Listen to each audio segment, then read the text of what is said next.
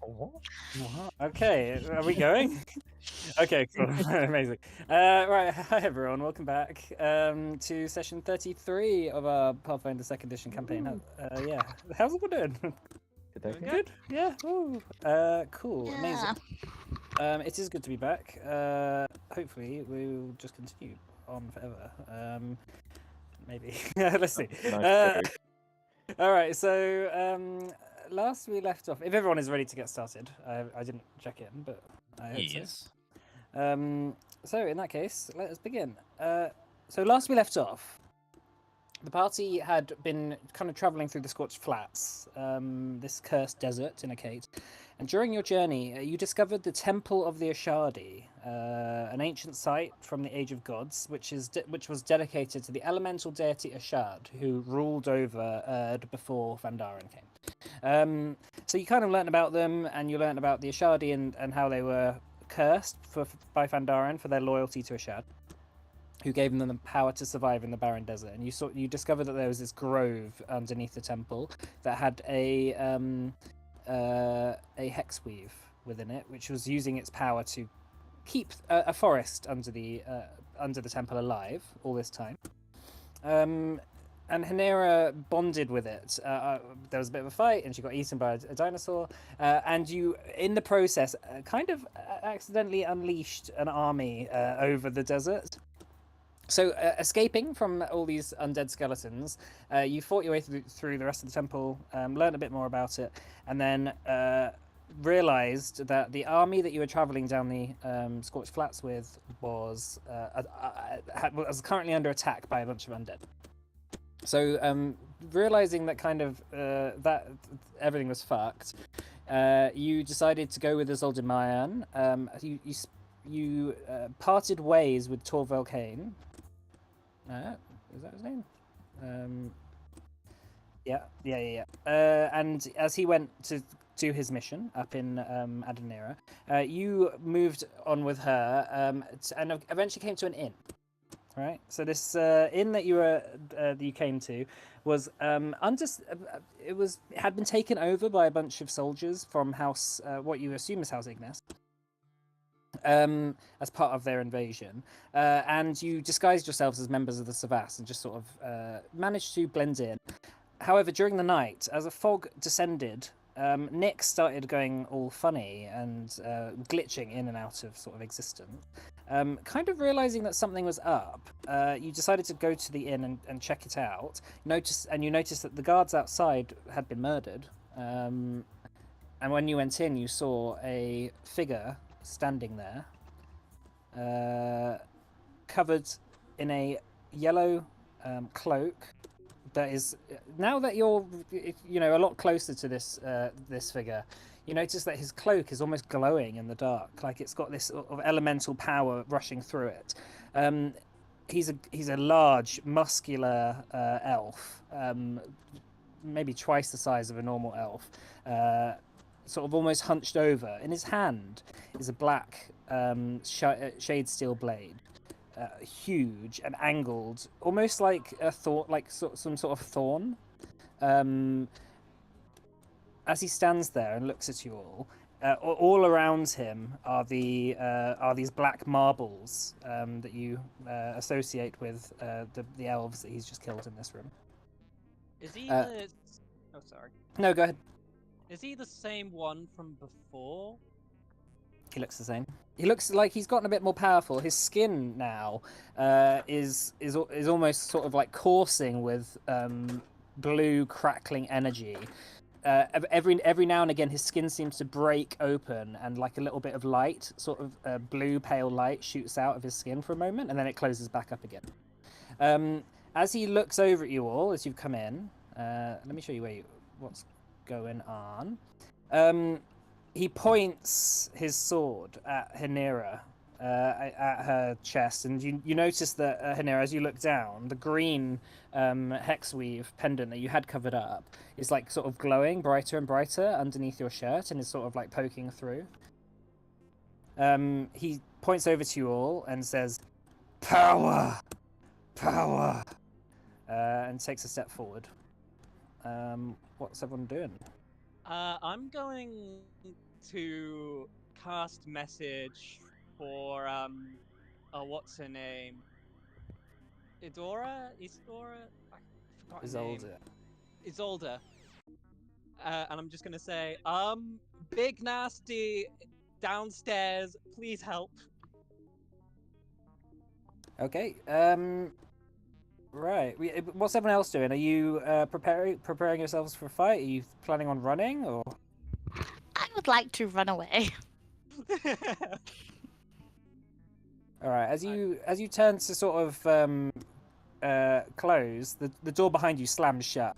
All the candles flicker and then blow out. I guess we should roll initiative then. Hang on, just wait a sec. Let me just add you all to the tracker. Is this everyone? Can everyone see as well, by the way?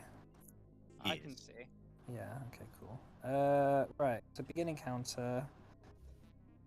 Can you all roll initiative, please? Okay.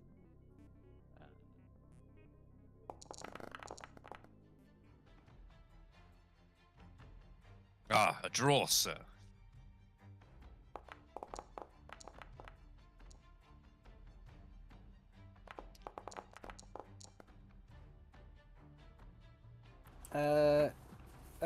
Is Cascus not on this tracker?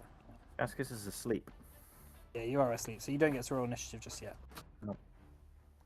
Is Alderman, what does... So, the message spell, does it... What's the actual wording of it? Hang on. Spellcasting message. You mouth words quietly, but instead of coming out of your mouth, they're transferred directly to the ears of the target. While others can't hear your words any better than if you normally mouth them, the target can hear your words as if they were standing next to you. Oh, I've got it. So they must be able to see you and be within range. So she's currently in bed. So yeah, I think your message to her wouldn't have gone through at the start of that. So she's not rolling initiative yet either.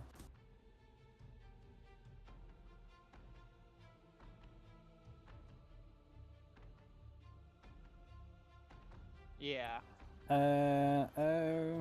Yeah. Well, you have to target a creature as well, and the wording of targeting is that you can see them. I'm pretty sure.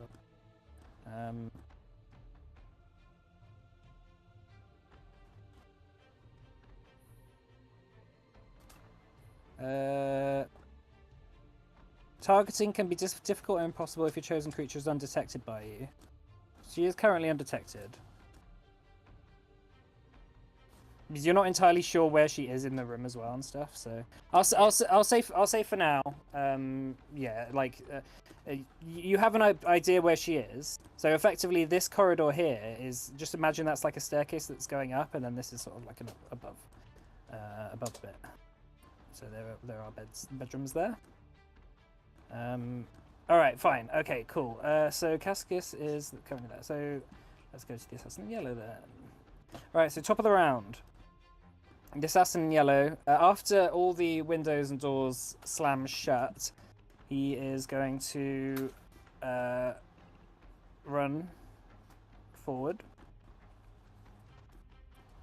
5, 10, 15, 20, 25. And he's going to just reach out and try and grab you, Hanera. So can you make... does he need to... So if he wants to grapple, what does he need to do again? He needs to make an athletics check, right? Against...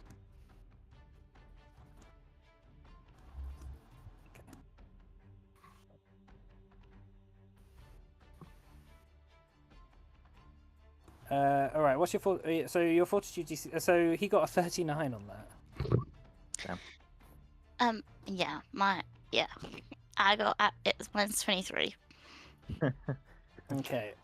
So he's got you grabbed, and because he's blown all the doors closed and stuff, that's the end of his turn. So Hanera, you're currently grappled. Yeah.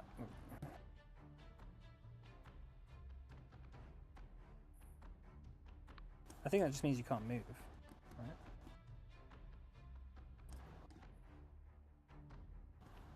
Okay, I can always double check them.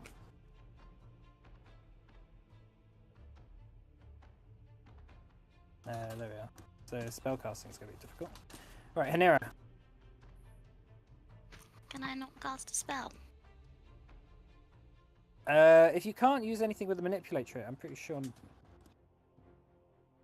It will be. Oh, you'll have to do. It'll be a spell with a somatic components that you won't be able to do. Okay.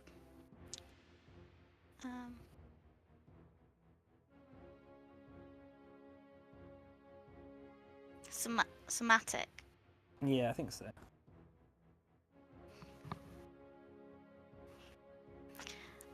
Every one of my spells is somatic. Apart from Featherfall, but I feel like Featherfall won't be very helpful. Yeah, so you're restrained until the end of until the end of his next turn, unless you move or your target escapes, or unless you escape. Sorry.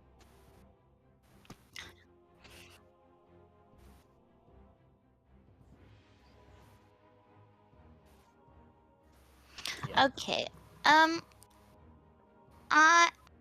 I'm gonna use ancestral memories.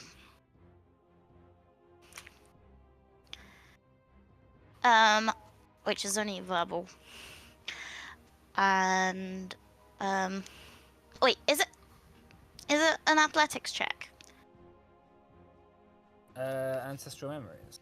No, to get out of the grapple. Oh, escape. I think that's you can do athletics or it's typically the athletics of a creature. Athletics DC. Yeah, you can choose acrobatics as well. You can attempt an acrobatics or athletics check. You can use an attack. You can use an attack modifier as well, apparently.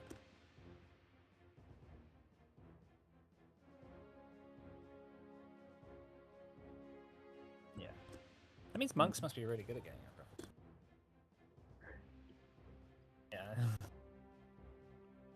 Yeah. So yeah, make your roll if you. It says my unarmed attack is +11. That's probably That right. can't be right. No, because you'll have. Yeah, because you'll get your proficiency modifier as part of just being trained.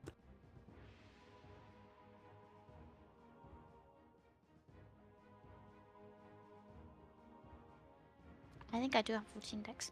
So I can use my unarmed attack to get out. Yeah. Okay, well I'll do that then because I have -2 to athletics. Okay. Can I use a hero point? I mean a legend point. Yes, you can.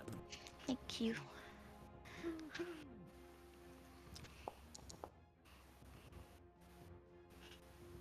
So what is- 35. 35, that's a success. So after he zooms up to you and grabs you, you feel a coursing of energy rushing through you, and your hexweave seems to glow even more.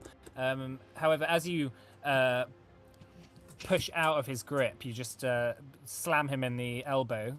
His hand comes loose as your hexweave sort of gives off a push of force and sort of pushes you further. And sets you free, so you're no longer grabbed. Are there any windows I can see out of? You can see out of a few windows around you, yeah. Okay. There's these 2 windows here. I would like to cast Dimension Door, which is 2 actions, and just go as far away as possible. It's 120 feet. Okay, is that so that is a manipulate trait, isn't it? Yeah, that's semantic. I don't know which one it is. Okay. Semantic. So he's going to use an attack of opportunity then. Okay. As you break free from him, he sort of gasps in frustration and just lashes out at you with his sword. Okay, that is a 40 to hit. Okay.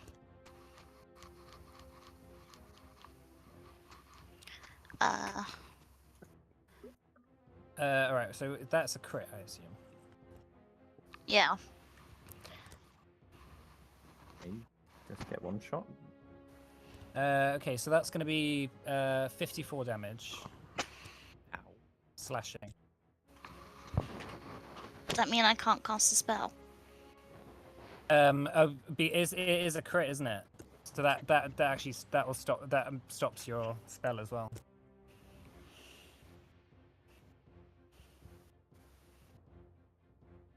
Oh, is it? Hang on.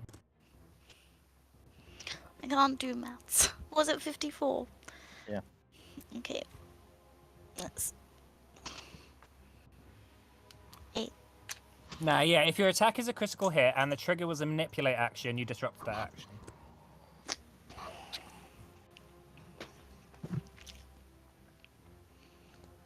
Yeah. So unfortunately, as you start casting the spell, the Shade Steel Blade slashes you. It doesn't manage to, obviously, it's not a mortal blow, but it does cut through like a bit of your shoulder, and you feel a searing pain that just distracts you from your spell casting.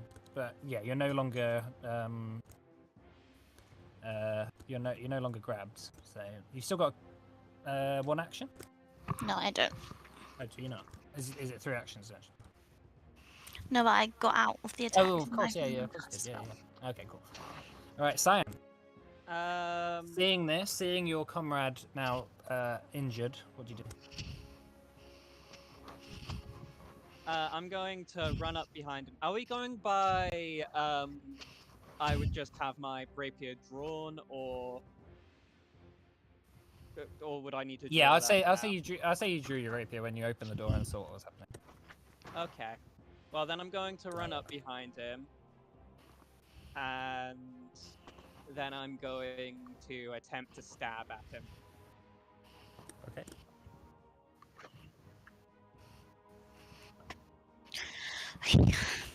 Discussion. Okay, cool.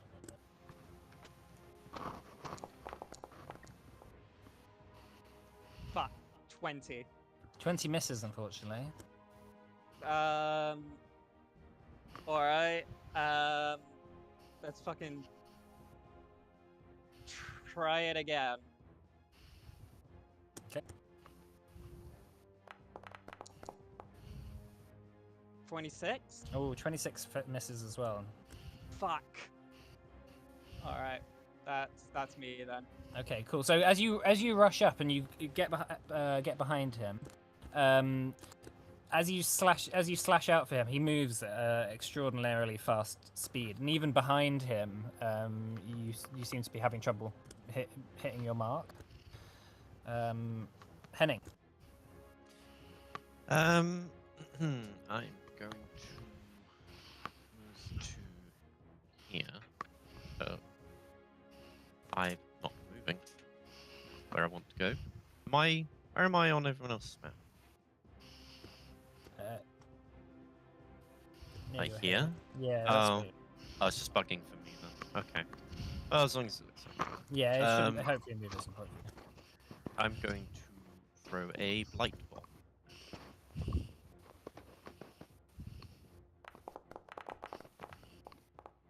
$32. That hits. 8 damage So- plus another. Is it another 4 plus? Yeah, 4+. So 12. And what happens? It's hang on. Poison damage. It's poison, and it is.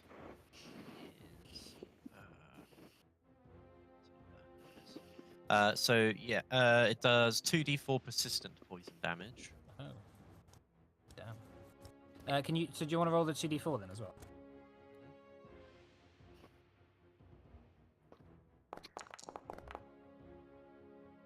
Three.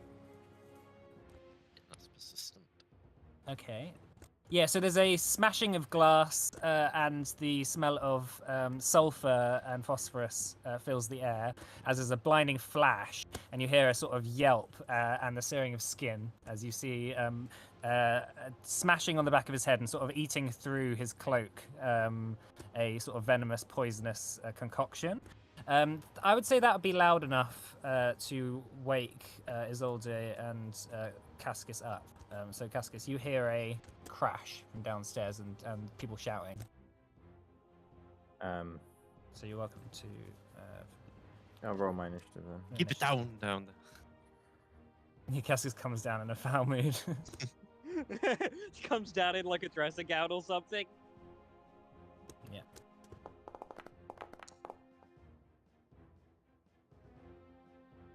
Okay, cool. Do I Calcifer. start? Yeah, digging me. Sorry. Go. Yeah, so when the initiative comes around.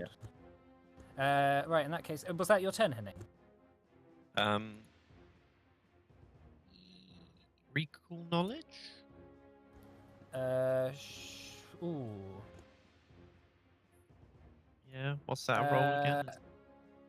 Yeah, I'll say you have to do a specific. You have to do a specific law, or some sort of specific law test because do a society. But if are you trained in trained in society Society. or religion? I'm trained in religion. If you're trained in religion, you can do religion. 25. That's not enough. Okay. Yeah, sorry. Yeah, all you've heard about him is sort of what you've come across in the campaign. There's not that much knowledge necessarily. It's not like a creature that is very. No, common. that's something to do. Yeah, that's fair. All right, how's Calcifer?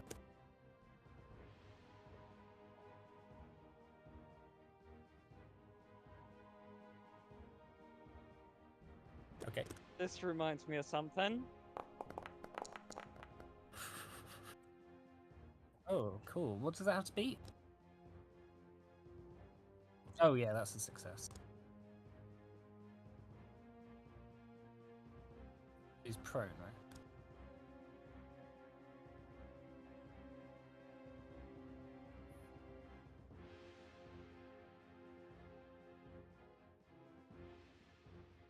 Yeah, that'll take an action.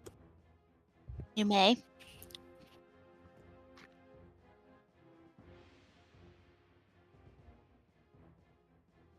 All right. What I'll say is, make an athletics check for every 10 DC. For every 10 DC you shove her, that'll be an extra 5 feet. So you need 10 to shove her 1. Okay, that's fine. That'll be 10 feet. Yeah, you go.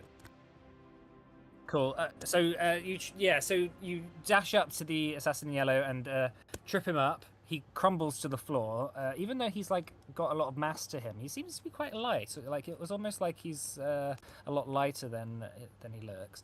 And with another hand, you just give Hanera a shove, and she sort of slides back behind the bar. Hanera, you look down, and the barkeep and his daughters are both like cowering behind the bar.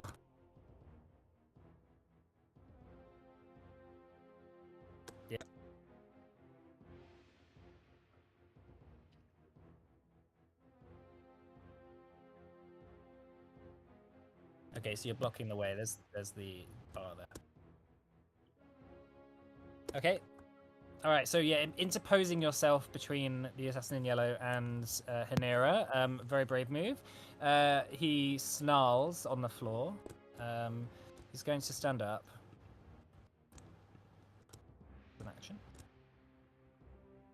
And he's going to lash out at you, Calcifer, with his Shadesteel blade. 36 to hit.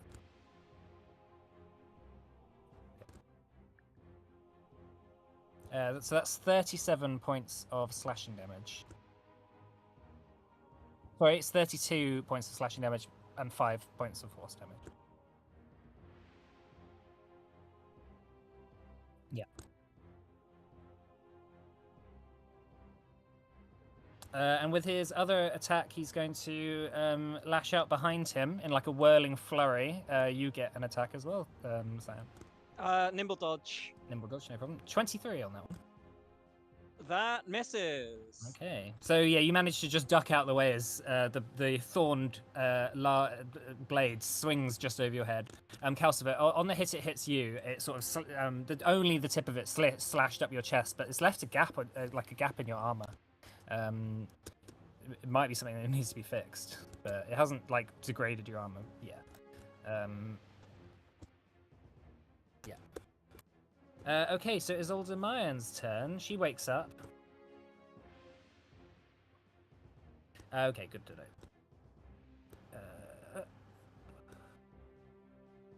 He does need to take his 3 persistent damage, though. Alright, Isolde Mayan. She wakes up, and immediately she's going to start running. 25. I mean, don't. I mean, the first thing I do when I wake up is put my clothes on and put my weapon on. Well, she's a cleric, and she wears a cloak, and she has a staff, so she just basically comes out in a bathroom. Yeah. It's like a dinosaur onesie. Also, when you're like in an inn that's got loads of like dodgy enemy soldiers in potentially. Well, you don't- fine if you're a Zildjimer, but like not necessarily Cascus. I mean, he doesn't give a shit. Yeah, well, yeah, that's Cascus's problem. Yes. So she bursts through the door. So that's 2 actions that she's used to get here, and she sees this going on. She immediately spots over at Hanera, and she's going to cast a level 4 heal. Oh no, she's used 2 actions. It'll be a touch. All right, she's gonna then in that case cast.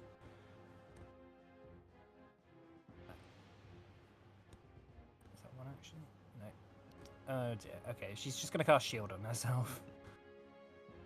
She's gonna shout over and say, "What's going on?" Right, Hanera.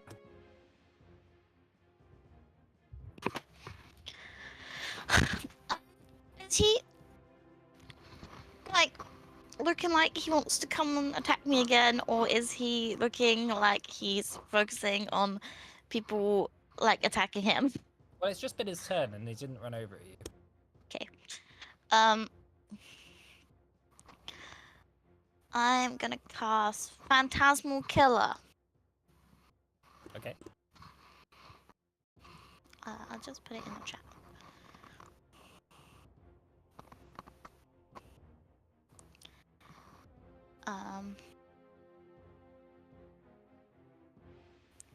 Will save, please. Is it?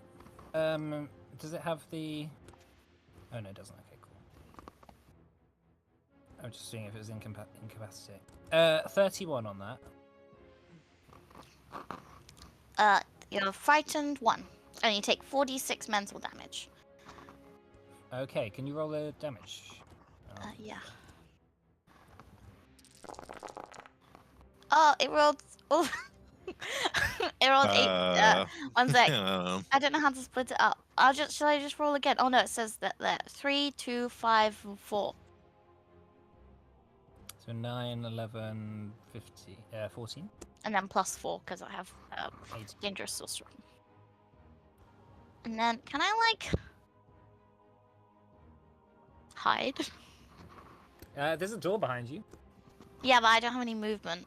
Do you not have any action? Oh no, I have 1 action left. Don't I need to use that to hide, or can I just go behind the door? You can take cover. So you need to to hide. You need to take cover first. Like if you're going to hide in the open. If you wanted to open that door and go through it, I'll say there's a bit free action to open it. Okay, yeah, I'm gonna do that and just like Cool. poke my head The out of it. door's going to be open, but like next turn you can always close it if you need. Okay. All right, cool.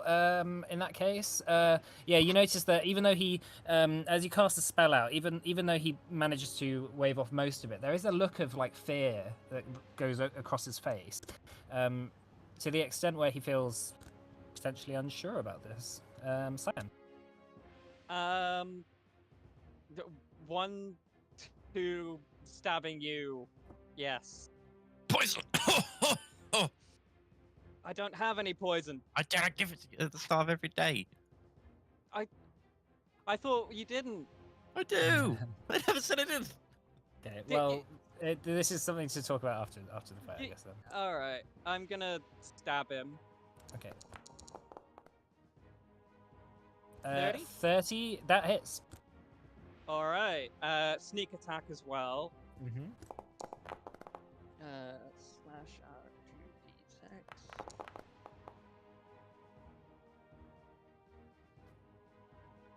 And then I'm going to use an action to twist the knife, Okay.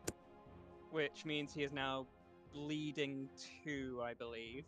So is that another persistent damage, or is Yeah. bleeding different? Actually, bleeding I think it counts as something different. I think it counts as something different. Yeah. Hang on. I remember seeing something. You'll have to stab. You tear the wound open. You deal persistent bleed damage. Persistent. Wait, no more damage. It can be doubled. Instead of taking persistent damage. After you... Yeah. So okay. So yeah, there's persistent damage. They come from different. So as long as they come from different things, they stack. If they come from the same thing, they don't. So the previous thing is poison persistent. So this will be persistent bleed. So that'd be another 2. And then I'm going to use my third action to try and hit him again. Okay.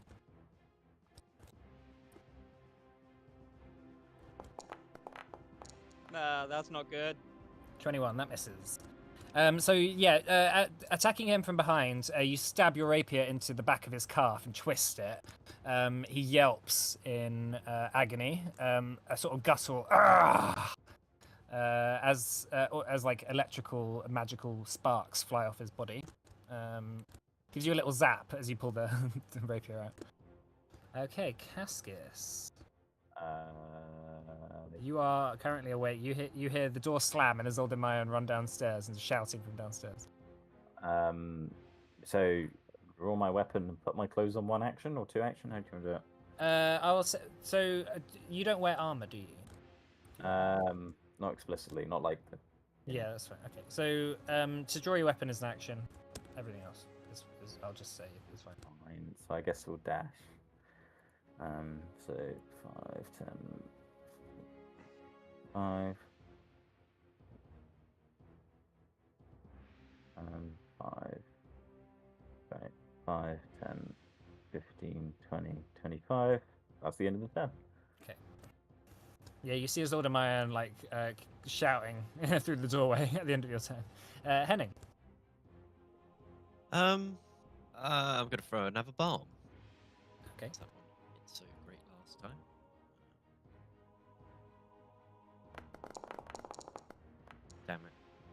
17. That misses, unfortunately. Do your splash damage anyway. Okay, well, that's 4. Okay. I'm then going to. I'm gonna throw a giant scorpion venom at Cyan to catch. All right. Like, so here, I may or may not have forgotten to give you this at the start of the day. reflex save, right? Do I roll for that? So just roll it like just roll me an athletics check.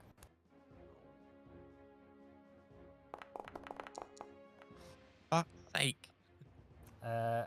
That's not a critical failure, so it just rolls next to Cyan, so Cyan will have to use an action to pick it up. Okay. Okay, cool. Is that your turn then? I think I'm gonna just reposition myself here, Okay, kind of behind the table. cool. So yeah, as you're sort of walking around, just be careful. So you notice that there's like loads of black marbles all over the place. I'll say from now on, if people are like running across like this bit, it may be difficult terrain, or you might have to do a save or something. Okay. But yeah, you look over at the bar and you see obviously the barkeeper's daughter and the barkeeper curled up, looking up at you, cowering. Calcifer. Okay.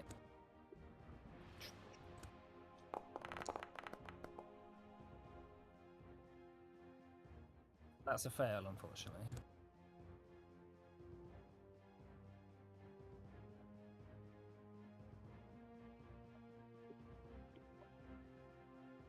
So Hank's not flanking from there, no. Yeah, yeah.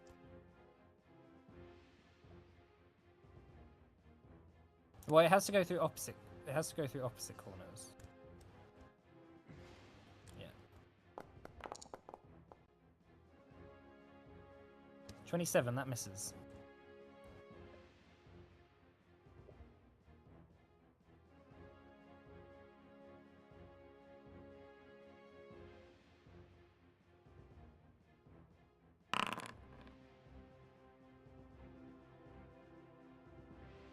$24. Oh, 24. Yeah. Okay. Okay. The assassin in yellow, not now prone. He looks over, and immediately you notice that his gaze is no longer on Hanera; it's immediately on Isolde.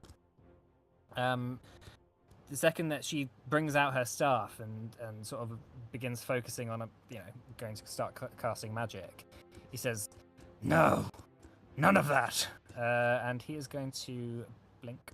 Well, use his gloom dash ability. So, if do either of you have an attack of opportunity? I don't think so. So we can go up to 30 feet. Using an action. And then he's going to make an attack against Isolde. 35 to hit. That is a crit.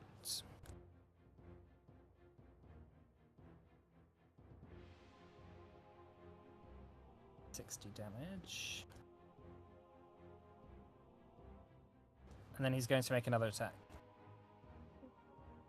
Oh. 27, that hits as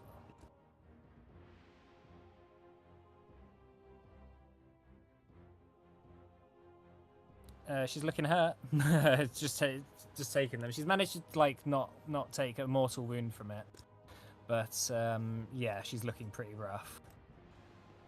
Isolde is going to immediately step. She's going to use a step action to get back without incurring opportunity attacks, and then she's going to heal herself. 4th level.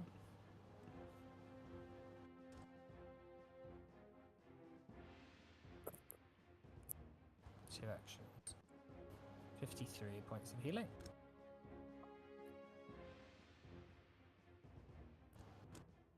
Alright, Hanera.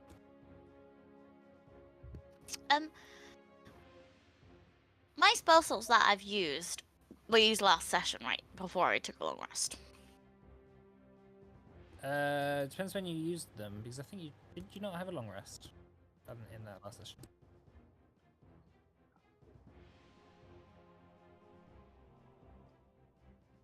Yeah, but I've used. Did you? Oh yeah, you haven't had a chance. If you've used anything in that previous day, but if it was like things you'd used in the temple, then you've had a long rest since then. Okay, because I've used 4 spell slots. Like not including the ones I've used today. So yeah, because you fell into the river, didn't you, last session? You weren't here, were you?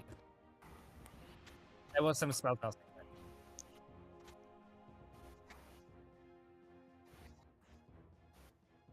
Okay. Cool. That makes sense. There wasn't a fly as well. No, there wasn't. It was talked about. Yeah. Okay. Cool. So what do you want to do, Hanera? I would like to cast haste on Calcifer. Okay. 2 actions. Mhm. All right. You are hasted. Yeah, your magical rainbow powers shoot out and begin to whirl around Calcifer. And Calcifer, you feel like the world has slowed down, but you are remaining at the same speed. Is there a haste condition on here? Is it quickened? Yeah. Is it quickened 1 or 2? Just okay. Yeah. So you get an extra action. Yeah. Wait, hold on. I have a thing that I haven't used yet. Okay. And I just thought of it.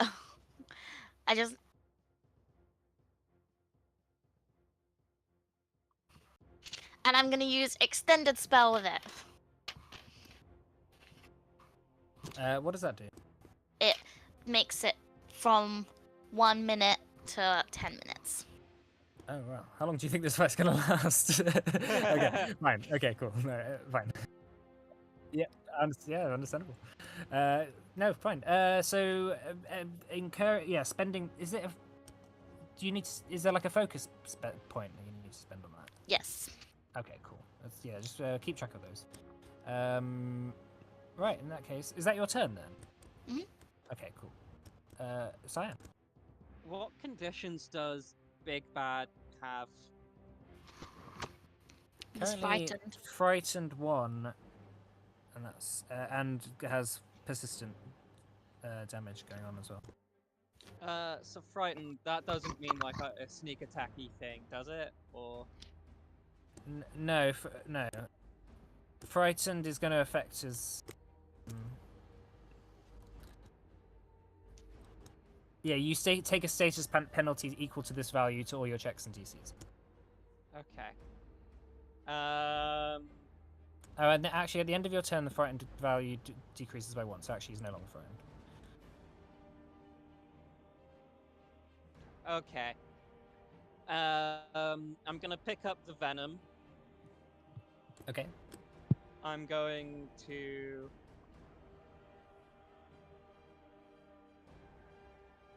walk over to here.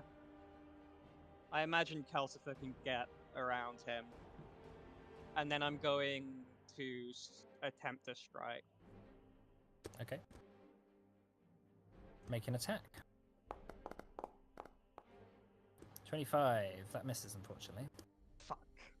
Yeah, Okay. as you rush over and again lunge at him, he seems to his form almost seems to be like zap from one place to another, almost like how you've seen Nyx move.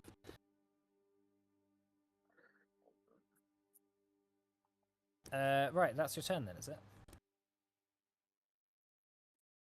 Yep. Okay, cool. Cascus.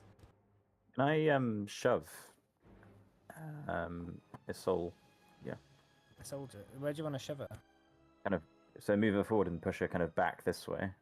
Yeah, I'll say that you can pull her behind you. You'll have Yeah. to move up to her first. So that'll be an Yeah. action.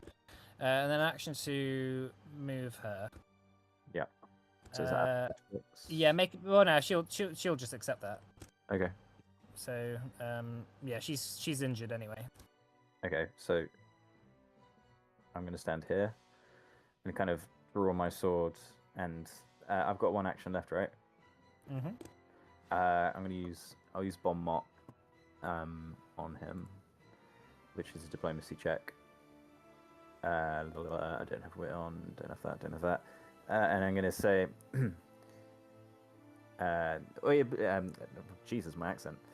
Blue skin, this way. You want me, not her. Oh, whoa. 25. 25. What is that? Is that against his will DC? Beg your pardon. Let me double check.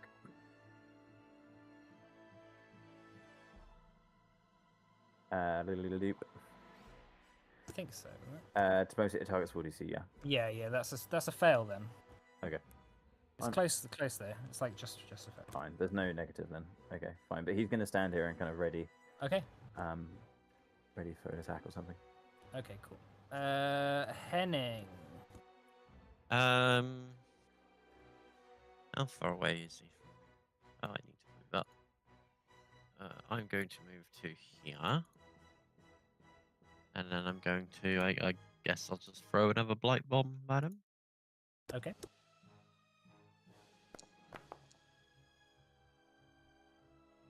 Oh, that misses, unfortunately. Yeah, so just the splashy damage, I guess. So 4. And I guess, can I see Cascus? Yeah, At the the door's open. You can just about see him. I'm going to try to throw him a healing potion, elixir of life lesser that I have. Okay, make an athletics check. Can be quite high DC on this one. Yeah. He's quite far. Come away. on, come on, baby. Oh, Yeah. that's quite literally. Smashes it on him. Damn it. Yeah, I'll say that you just drop it at your feet. It just Okay, fumbles for out my your third action, can I pick it up? hand. Okay, there we go. So, nobody saw that. It's like Nobody saw that. when someone go like really into like bowling, but like accidentally throws it into the ceiling. Yeah, exactly. Calcifer.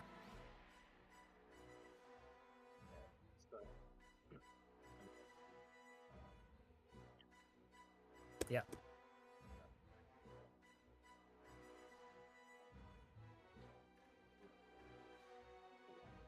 This will be difficult terrain by these tables.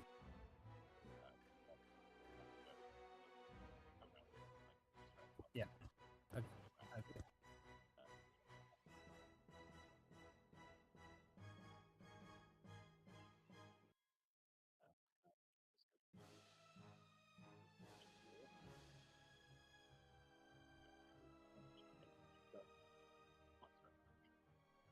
Okay. Make your check. 28. That is a fail.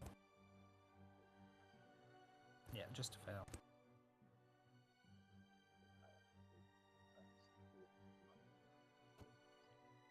Okay. Right, the assassin in yellow's turn. Seeing that you're all crowding around him, and that Isolde has now disappeared down the corridor, he's going to lash out at Cyan. Nimble dodge. Okay. 36 to hit. Hang on. Oh, that crit. Okay. That's 68 points of damage. Ow! Ooh, I am on 10 HP.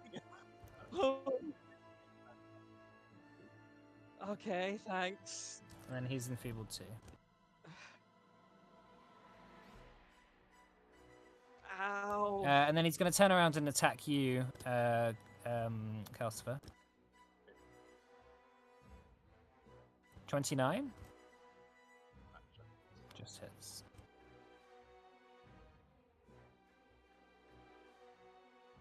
Sorry, hang on. Well, that's with enfeebled. So yeah, that's with enfeebled. So that's 27 points of damage. And then he's going to attack you again. Which one, Calcifer or me? Calcifer. Oh, thank fuck. It's 21 to hit anyway.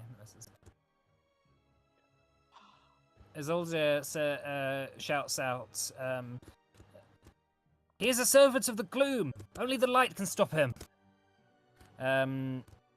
She can't really get to him, so she's going to...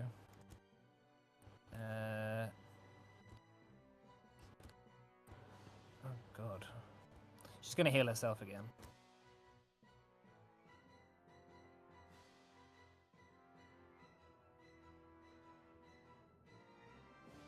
£21 points of healing. And then she's going to... yeah, that's it, I guess. There's nothing else that she can do. Hanira.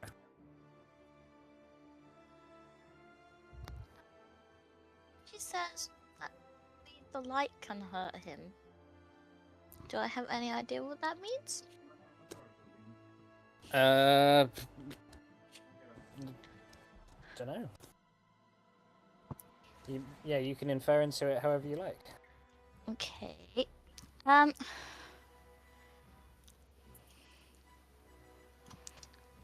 gonna move here. Oh, there we go. And I'll cast Produce Flame. Okay. She needs to take us 5 damage. She should have been reduced by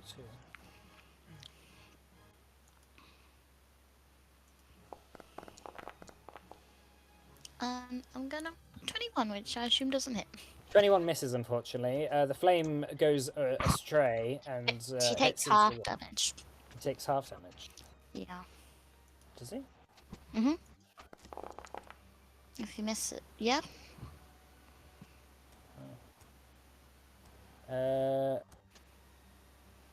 No, it's just... Yeah, it's just so it's got a success and critical success, but it doesn't have a failure or critical failure condition. I thought on cantrips.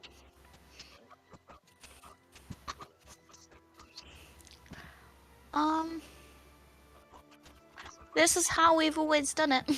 No, we've done it with basic anything that has like a basic save. has the 4 conditions, but so it just misses. Yeah. All right. Is there anything else you want to do? I can't do anything else. Okay. So yeah. So the flame goes astray and just hits like one of the walls of the inn. And you notice that although like most of the inn around, like especially the walls outside, are made of stone, inside here is like a lot of wood. So the embers have started to spread. There is a smouldering going on. Cyan.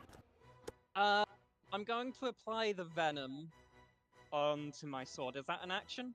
That'll be an action. Yeah. And I'm going to say, "Henning, those sun bomb things." Yes, that was my plan. Then I'm going to stab the guy, or attempt to, with a legend point. Okay. Yeah. You haven't used the legend point. So, 27. Oh, 27. right? That'll be 37. So that hits. It's not a crit though. Okay, so that's 30. That'd be 39. Oh no, that's one off a crit. so that's 20, that. yeah. Then You did it's 20. the sneak attack, and then it's the venom. Yeah, he needs to Yeah. do a fortitude saving throw DC to beats 23. That's 22 here.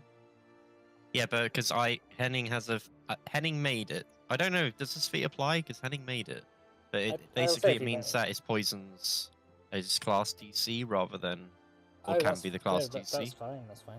Yeah, So what is the DC? yeah, 23. Okay, so yeah, he got a 30 on his fortitude saving throw. Damn it. So it's just a failure? No, Yeah. it's just a success. Sorry, a regular success. So what does he get? Does he get anything? From 1d10 poison damage and enfeebled 1. Okay. Can you roll the 1d10, please? Me or Okay. so. Oh, he's already enfeebled 2.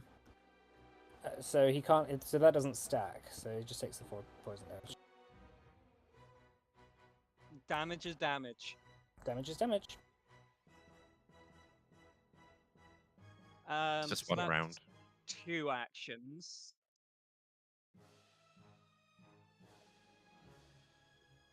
Okay. Right. So that was 2 actions. So I'm going to attempt to do it again. Okay. Does the poison get used up when it's used in this? I How long does it last? don't know how that actually works. It Um, doesn't. I will look that say. up. I'll. Yeah. Okay. Okay. There we are. Yeah. Fine. Okay. Second hit there. Let's fucking try it. Come on. Nope. No, that misses unfortunately. Not Alright. having as much luck today. Is that your turn then? Yep, that's me. Okay, Cascus. Cascus is going to move here. And then I'm gonna do a recall knowledge check.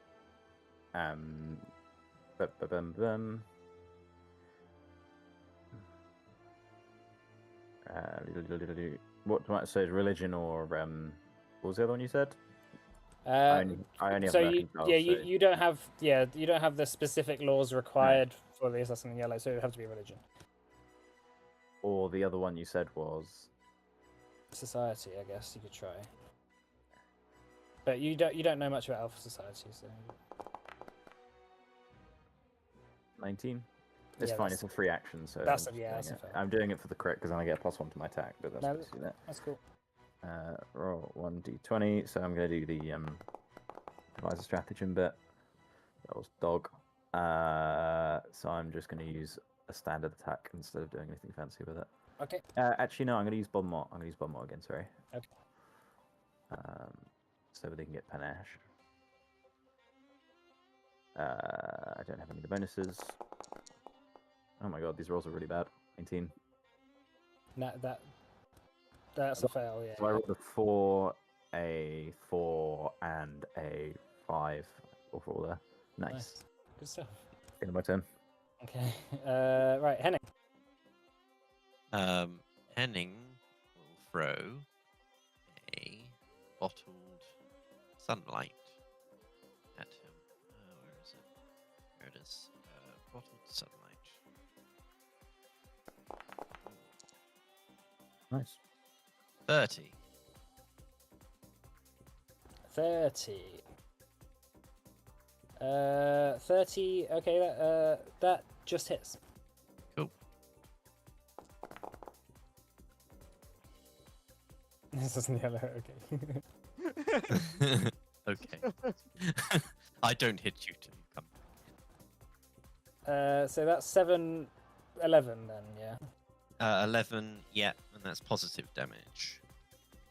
Wait, hang on. Oh, Hang on. So positive. it's mixed damage. Sorry. So, just get the thing up again. So 24 it's positive. 1d4 positive and 1d4 fire. Yeah, I've got it. So yeah, it's so okay. That's the makeup. All right, cool. So the positive damage, as the bottle of sunlight explodes at the back of his head, there's a flash, and obviously everyone instinctively looks away.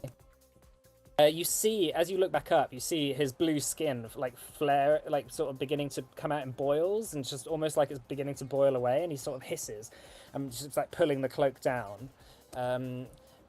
You notice that it seems to piss him off quite a lot. It does a bit of extra damage as well.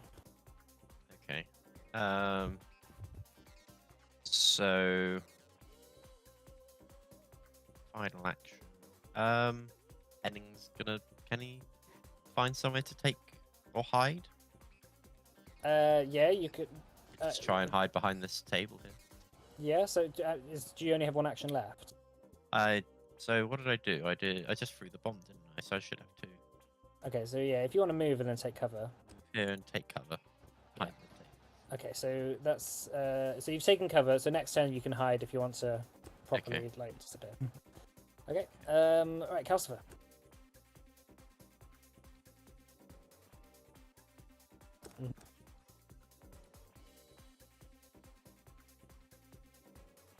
Okay. Play it.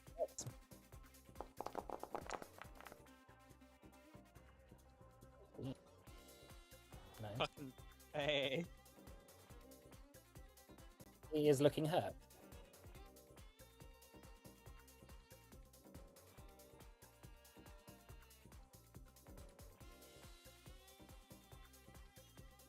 Okay.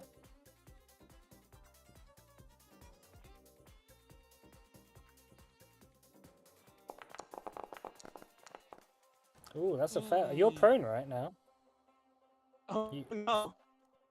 So you fall prone. Yeah, he's dead.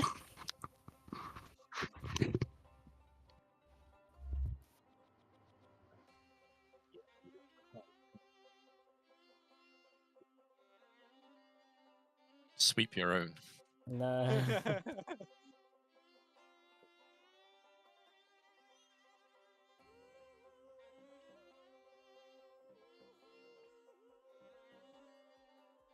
Okay, so you no longer prone.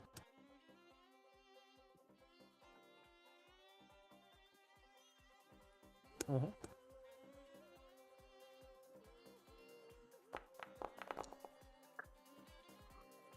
Oh, that just hits.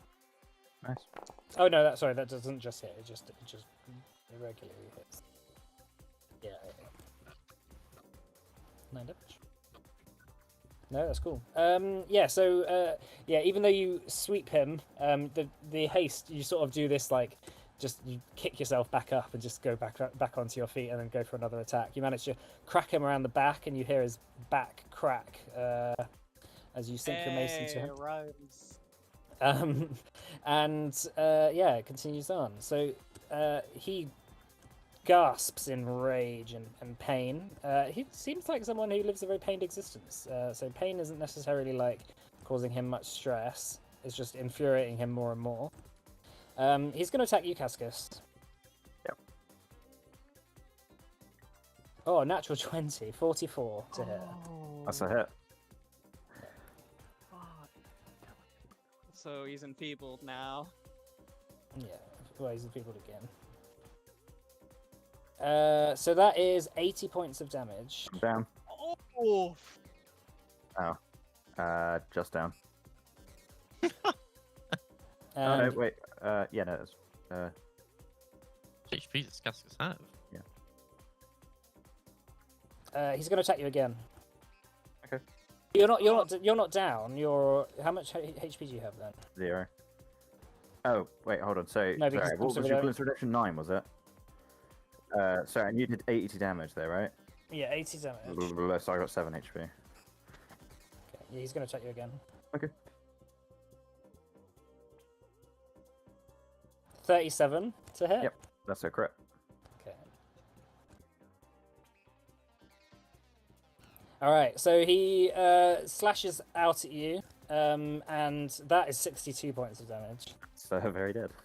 All right. So you watch as the assassin in yellow's black shade steel blade, as he whips around and gasps out in rage, his blade just goes through Cascus, and you just watch as Cascus disappears and black marbles fall onto the ground. And with his last action, he's going to turn it around and attack you, Cyan. Nimble dodge. 33 to hit. 33. That's a hit, but it's not a crit. Okay. That's 22 points of damage. And I'm down 0 HP. All right, you watch as Cyan also, as the assassin in yellow whips around his blade straight through Cyan as well. Cyan disappears. I can't see anything on the map anymore. It's fine. Yeah, Because you're dead. you don't have to see. You don't have to see this. It's fine. We'll get to you guys later. You mean we're dead? We're not dead, sorry. You haven't had a chance to have any last words, so we'll see.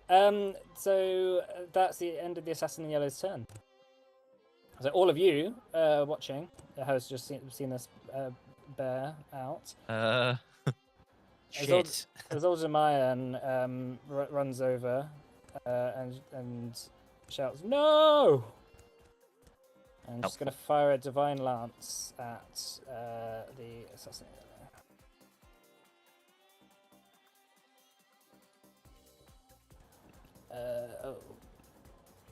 That is a miss.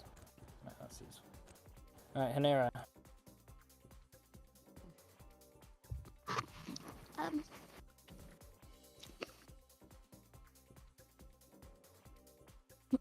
might shout. Is it a free action to just shout? Yeah, you can say whatever you want as a free action. Are we running? What's going on here? No, finish him. I'm gonna cast Paralyze. That has the incapacitation trait. So I'm gonna cast Magic Missile. Okay.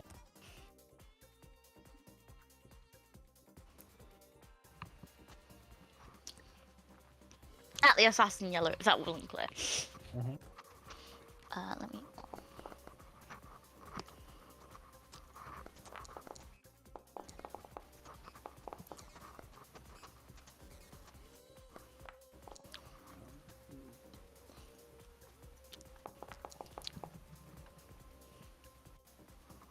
How many more is that? 1, 2, 3, 4, 5, 6. That's 6. Yeah. Cool. All right, so he's taking a lot of damage there. Just getting fired in the back. Clearly, some rage has sparked in Hanera, seeing her comrades fall. That's the end of your turn, right? Yeah. All right, Henning. I'm going to use a legend point and throw a sunlight at him again. Okay.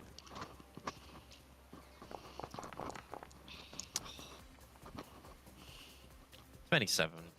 27. That misses. Yeah, that misses, unfortunately. It's just a splash damage. Okay, it's full splash damage.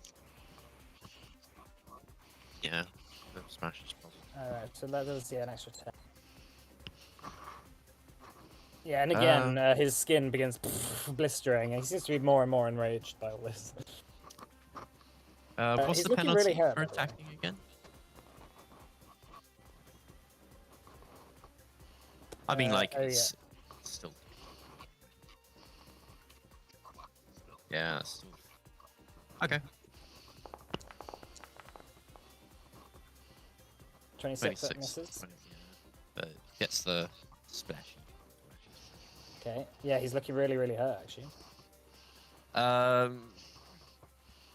haven't got any left. I don't think.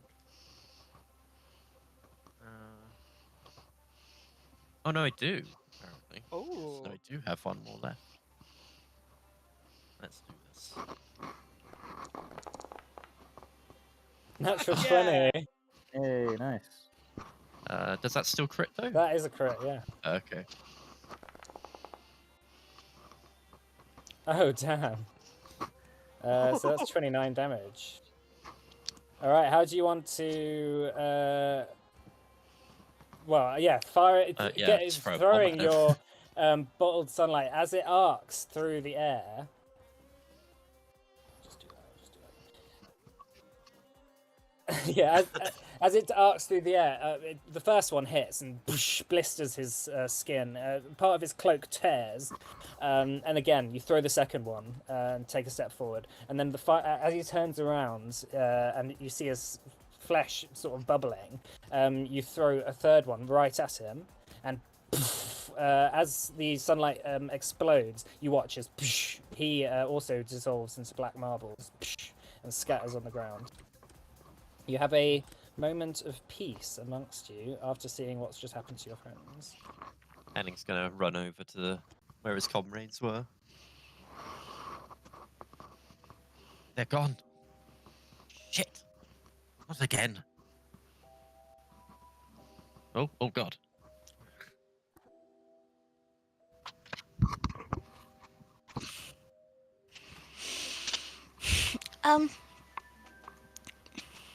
Let me just. Sorry, I'm just looking at my notes. My note. Pause.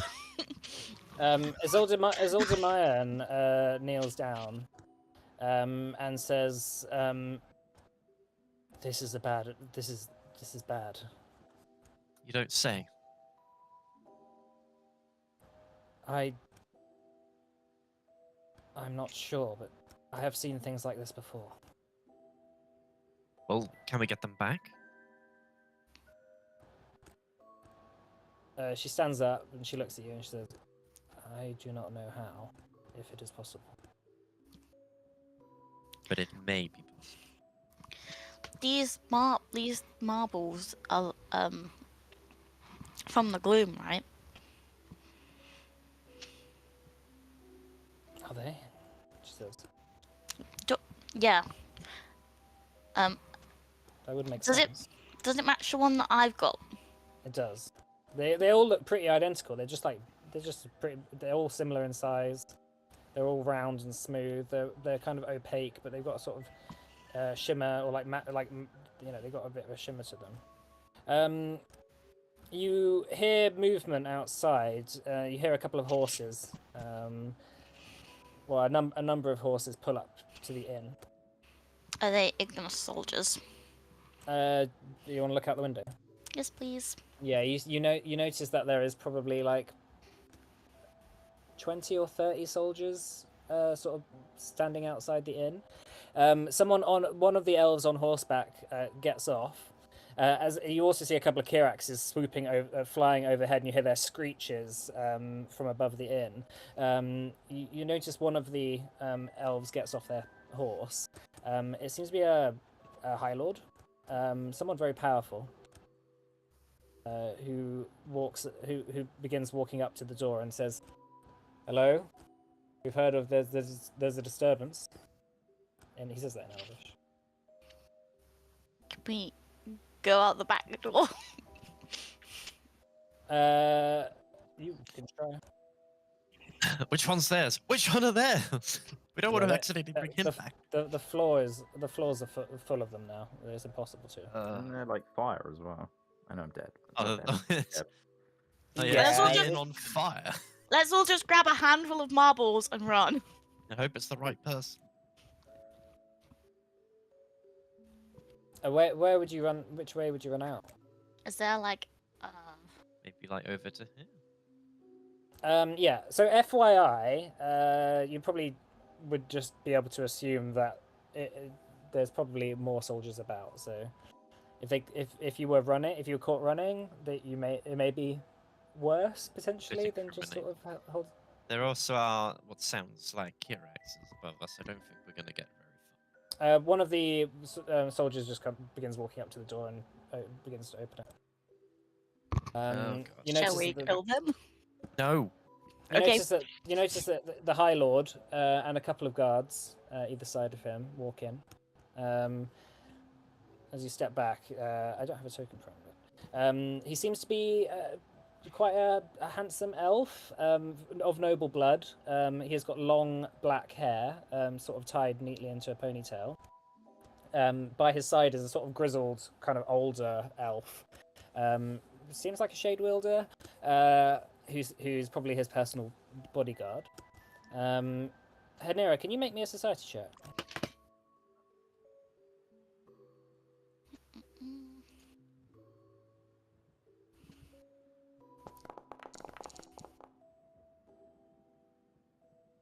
So you don't quite know who he is, but you recognise him. But he seems to recognise you as he walks through the door. He says, well, Lady Hanera Trisfair, is it not? And he looks around the inn and sees the chaos in there. He says, it seems like we've caught you and your friends in the middle of something. And he looks over to, what was his name? Thranduilon's dead body, who's on the floor. That you, yeah. Well, because the assassin in yellow didn't kill him with a sword, so he snapped his neck. If you remember that session. So he looks over to that. A couple of the soldiers come forward and grab you. God. Just to hold you. Right, we'll move on to. Sorry, just to say that, wasn't there people behind the bar as well? There are. We'll come back to that. That's fine. So the rest, the two of you who have unfortunately found yourselves at the wrong end of a shade steel blade. Right. Let's do this one. Very hopeful music. So, Cascus, you open your eyes as a chill zaps through your spine. You see your breath fog out in front of your face, spreading out and lit by the light of the moon above you. You're in a dead forest filled with ancient trees. Their leafless branches jut out all around you in sharp angles, and small black birds, probably hundreds of them, perch atop them. As you look up at those birds, you notice that their heads harbour no features. They've got no beaks, they've got no eyes, only a sort of mass like a lump where a head would be, covered with black feathers. But still, as you sort of are gathering your bearings and stumbling about, they seem to be staring at you. There's a fog all around you that seems to go into the distance. And in the distance, you also notice that there's a rustling in a nearby hedge. And after a moment, you see Cyan stumbling out of the bush, just as confused as you are. Cascus is like on his hands and knees, kind of like feeling like where the blade went into him, and is kind of like super freaked out by it. Your body seems. I'm sure it does, but it's. Yeah. I'm sure the sensation of suddenly being there and not, and Oh yeah, everything the last thing you saw was a shadesteel blade just coming towards you, and then now you're here. Yeah, I'm sure. So that was bad. Are we dead? But what's going on? I'm cold. I'm cold too. From what I tell, dead people don't tend to feel anything. All I know is we're in. Is it very clear we're in the gloom right now? I mean, you've been to the gloom before. Seems like where you were before. Similar sort of aesthetic. We weren't dead the first time we came here. so we might be all right. I do not want to be one of those things. Do I look different? No, the little You, creatures. you look just as ugly as North. No, now is not time for joke. No, we are in God knows where again, and at least this time we have no way of getting out. You see, poking her head out the bush nearby is Nyx, in her gloom form, as like a little wooden creature, almost like a puppet. Oh, What happened? I just remembered everything going black, and now I'm here. Well, we're connected. I think I got stabbed, and now we're here. But we were just in the hut. No, you were in the hut. I needed to go find out what was going on. There was the assassin in yellow. It's like last time. Like last time, yes.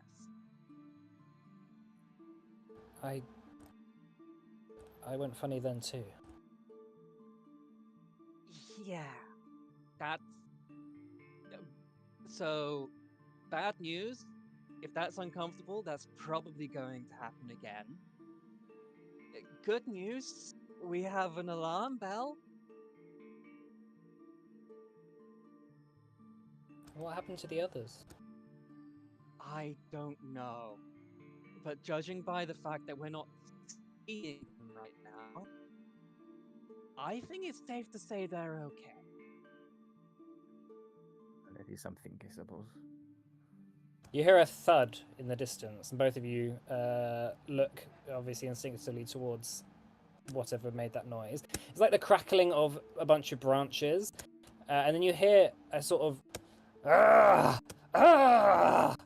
as stumbling through the trees, quite a distance in front of you. You see like a big shape. It seems to fit the profile of the assassin in yellow. Just going around, just punching trees and just like smashing branches off. He doesn't seem to have noticed you. Can I Cascus by the wrist and try and get us hidden somewhere? Sure. So, stealth check, right? Mhm. Yeah, you too, Cascus. Okay. 34. Cool. So I'm gonna make this my that wasn't great. Oh. All right, so you dive into cover, and you notice in the distance. I mean, he's quite a distant.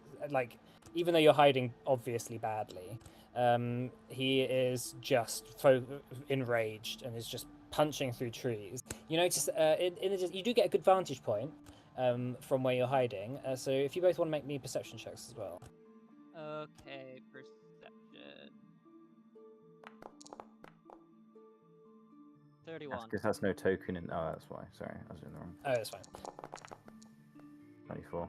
24, 31. All right, so Cyan, you see in the distance, he looks really, really wounded. He's like nursing a whole bunch of wounds. He's like sort of hunched over and limping, and seems to be bleeding. Like there's this sort of drops of blood going from behind him. And he seems to be walking off into the distance. You can stay here, or you can follow him if you want. I say we follow him.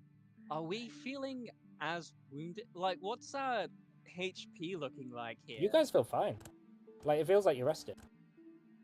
So theoretically. So just assume that you're well rested. Okay. So okay. I think we should follow him. I do not mean to. If we go any other way, it is just miles and miles of nothing. At least, I mean, we're already dead, right? What's the worst that could happen? I don't think we're dead. I think we're just here. You're being very optimistic. Stop it. And come. He goes off and starts like following where he came from. I'm going to follow as well. All right, so you're keeping a a fair distance. He's making like loads and loads of noise, so it's like super easy to track. And so just keeping your distance, he just seems completely oblivious to your presence. You follow him for about 30 minutes through the trees. Oh yeah, do you want to say something? No. Okay, so you follow him for about 30 minutes through the trees, until the tree line seems to, all these dead trees seems to, there's more and more which have kind of fallen down, and there seems to be a large circle, like a clearing in the trees, that he comes out of, and you sort of come up to the edge of the clearing, and you notice in the distance there's this absolutely huge, dead, what seems to be like a dead tree, massive. It's got loads of these branches sticking off them, like thorns, and on all of these different thorns there seems to be bodies. The assassin in yellow is like walking towards it, and there's like an opening at the base of the tree, that seems to go into maybe a tunnel or something, and he seems to just go into that. Oh, I don't like this. I don't like this. I don't like this. I don't like this. I guess we go in the creepy tree of dead people. May I just first, before we go down the tunnel, look at some of the corpses? That sounds like a good yet also bad idea. I just wonder something. That is all. In the distance, just looking over, because it's all, everything here is lit by the moon above. There's like a fog that just limit your view distance a little bit, but you do see to the other side of the tree line, and you notice that there's a shape moving in the trees there as well, sort of unsure, and seems to poke his head out of the trees, and sort of begins walking towards this big thorny tree. Seems to be an elf. Like a soldier, and he sort of stops and looks up at the tree, in shock, and he's just sort of staring at it. Okay.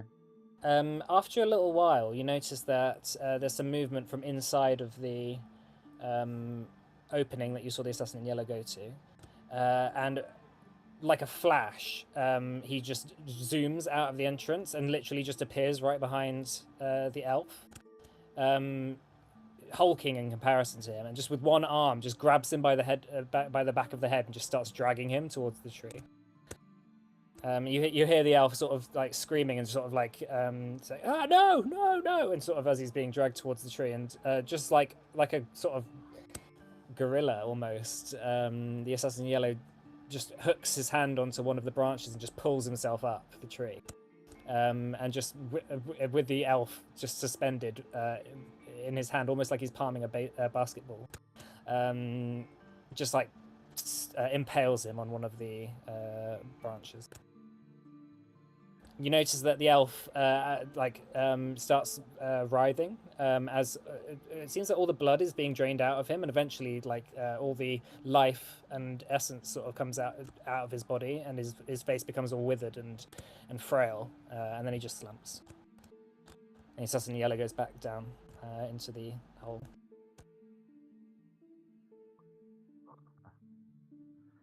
Okay. That was quite. That was a lot. Is he? Like, I know, I used to know someone who would like collect cups or something. This is wow. Do you think maybe he's using their essences or something? Don't know. Quite frankly, I do not want to spend too much time thinking about it. Yes, more time doing, less time thinking. So we know where he is here now. I am not. My desire to go down the tunnel has decreased.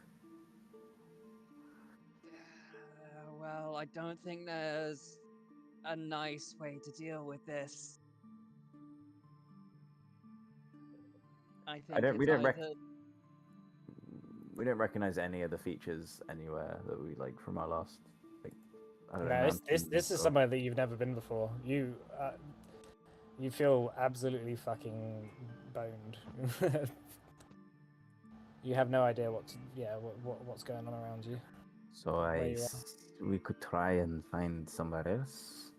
Potentially go back and tell people of this. Or we go away for a while. We try and carve out a life for ourselves here. A camp of some description and spend a bit more time thinking about what to do. Or we try to jump on the assassin in yellow while he is potentially vulnerable. I do not know. I think we need to go in there. I think that's the closest we'll ever get to understanding how to leave here. He seems angry and frustrated, probably because we interrupted him doing something. He would want to get up to doing that again. You mean take the Hexweave? Get Or- power in general. He was also I saw him go after Isenia, Isilda. Maybe something about him being a member of the Savas is enticing for him. But neither of us are of that proclivity, so I don't think I think it's because of the magic. The sun bombs that Henning was throwing hurt him a great deal. And well, she's a holy woman. I imagine she'd have a lot more of that. okay. Well,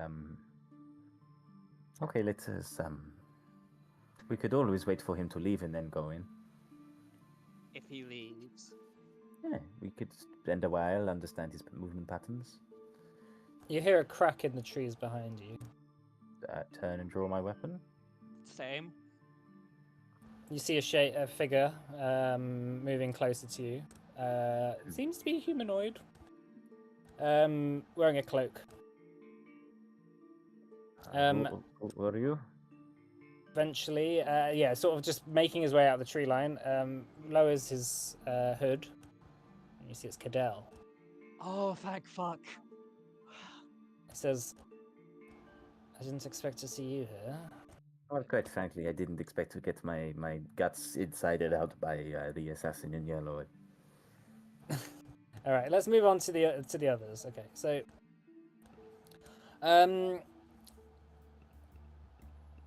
this is probably not the best music for this. I don't know. Is it worth taking a break? Let's take a break here. Actually, let's do that. Yeah. Well, we'll come back in 15 minutes then. Mhm. Yeah, good. Thanks for reminding me. Actually, it's a good time.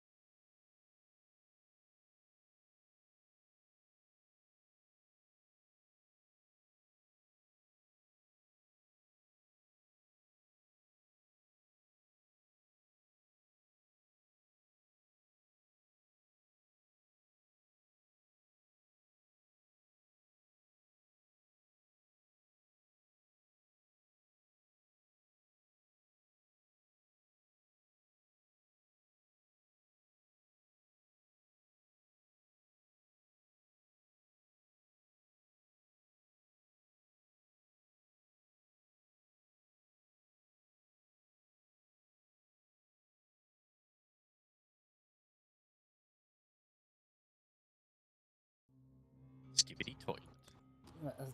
Welcome back. So just before the break, the party had a bit of a encounter with the assassin in yellow, which led to a couple of them seemingly being killed. At least to the perspective of the characters we're going to interact with now. So after seeing your comrades slain brutally, you are now being escorted. I assume, are you planning on fighting? Holding off this hostage. They're not like actively going to harm you. They just want to work out what's going on right now. Yeah, that's fine. So, yeah, cool. Okay.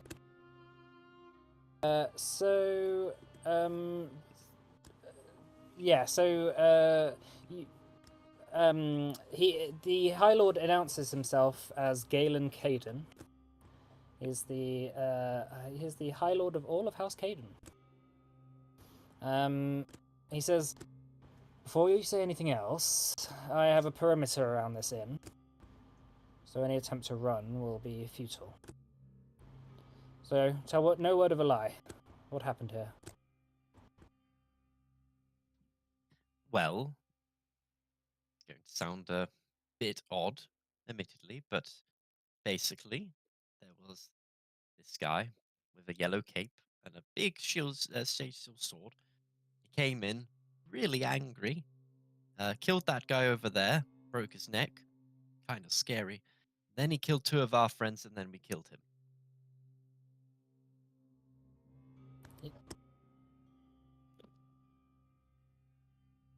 Yes, and that too. He raises an eyebrow and looks over at Isolde, the High Curator. He says, High Curator, I always had a respect for the Savas. Good people. A vow to never cause harm to another living thing. It's honourable. He smiles at her, looks all of you up and down for a moment, and then locks eyes with the bartender and his daughters, who are still cowering in the corner. He says, and they witnessed this?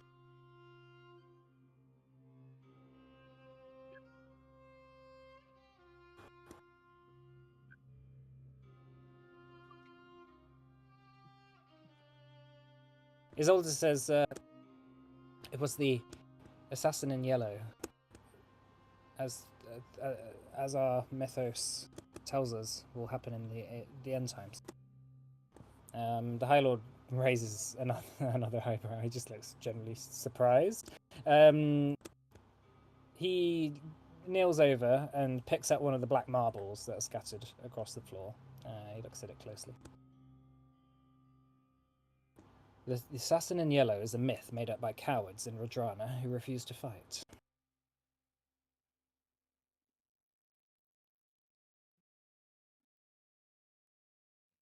The High Curator says, please, it's real. You have to believe us. The fate of Adana depends on it. I swear it. And he says, very well. He looks over to the barkeep and says, come over here. And the bartender gets up. He's a sort of older elf. Looks quite poor, looks quite sort of skinny, just sort of undernourished. He comes over and says, "Hi, sir. I, my lord, everything that they have said is true. They had no part in killing of Ignis soldiers."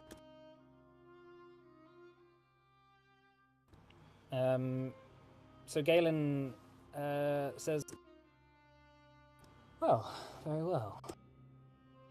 Well, it leaves me at a bit of a predicament, this. Considering that I have heard of your presence in this area. All of yours. What would you have me do? Let you go?" Yes, please. Well, we haven't really done anything wrong, so yes.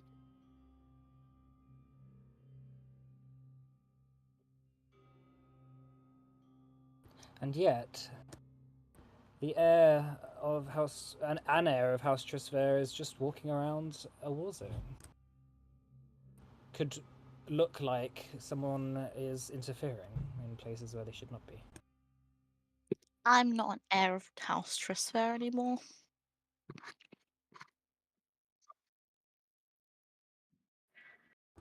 I am sorry, my lady. I he says, I assumed that with the disappearance of your brother, and that the rest of your family have been married off, you are the sole heir of House Trisfair, are you not?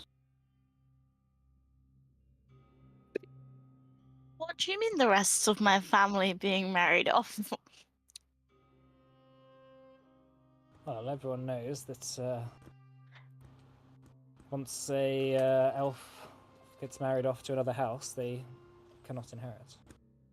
Yeah. Has Cecilia been married off? Oh, it has been a while since you've been home.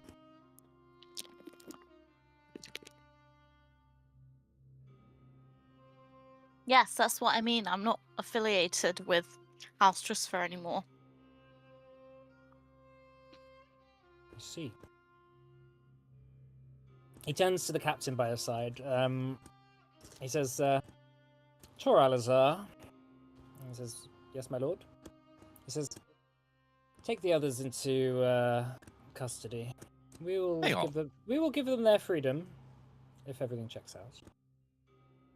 Oh, for God's sake, not again. As the captain steps forward and nods and says, yes, my lord, and begins to lead you out the door. As you're leaving, Hanera, as the only person here who actually speaks Elvish, hears you overhear him saying to Tor Alazar, and kill the bartender and his daughters. No one needs to know about this. And he says, yes, my lord. Do you just note that?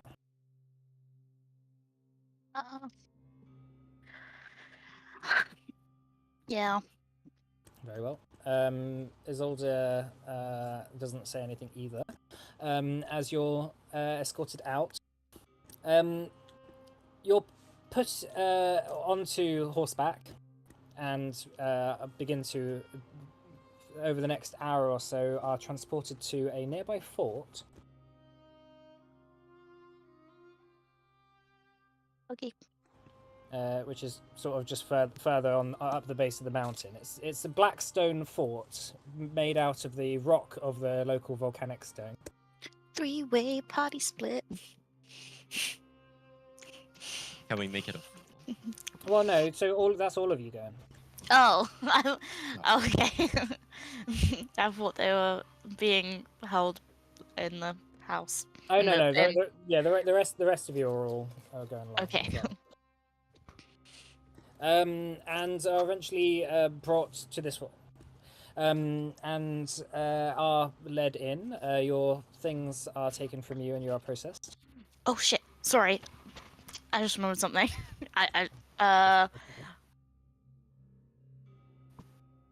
You carry on. This is Okay. not about the game. That's fine. Is there anything anyone wants to do during this period? Is there anything that comes to mind? Like mourning the death of your friends. Uh, Nobody cares who- anymore. What was their names?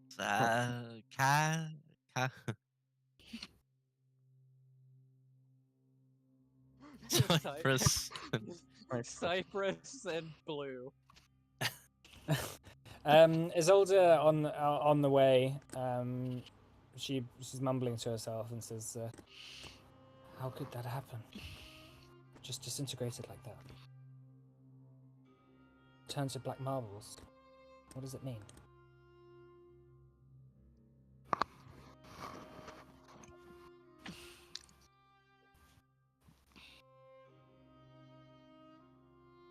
All right, so you're processed and are put in a holding cell. Just the three of you, 4 of you, sorry. And they lock the door, and now you're here. It's a small cell, probably like 10 feet across. It's sort of squarish. It's got a barred window which looks out the side of the keep. The keep is probably, this window is probably maybe 40 feet up, and it sort of looks over a little bit of a moat, like a little bit of a cliff drop to the outside world below.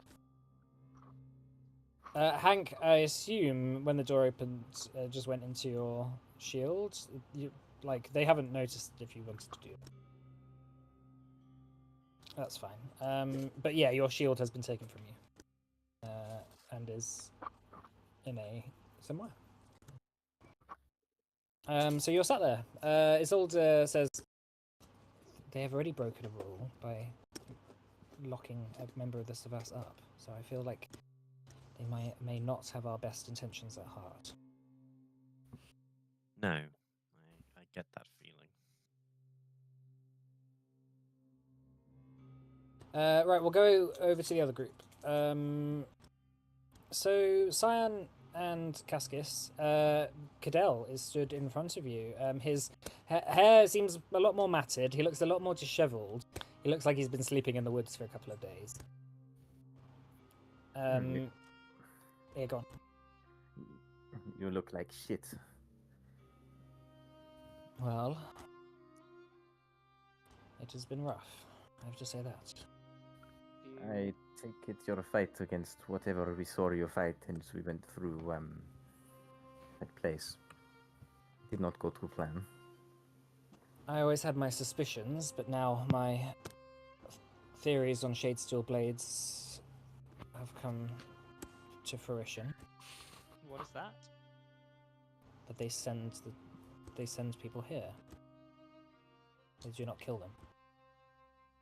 Oh. So we're not dead. It would make sense why the elves have always considered this place the afterlife. To an extent. Because they fucking thought that people were dead. So it's more like a prison realm. It makes sense. How did you find us? I stumbled across this place. I staked out, as you are doing now, and saw the events which are occurring, as you have seen. I do a sense motive. Go ahead. How long have you been here? It must be a week or something. 28. 28. He seems to be telling the truth, as far as you can tell. Through that, like, does that correlate with how long it's been since we saw him fight? Like, I don't know if it has, like just to kind of judge to see if time works. Oh yeah. No, it's the same. It's like okay. it tracks out. I can't remember exactly how many days it is, but that's how many it is. Right. Okay. Okay. Fine.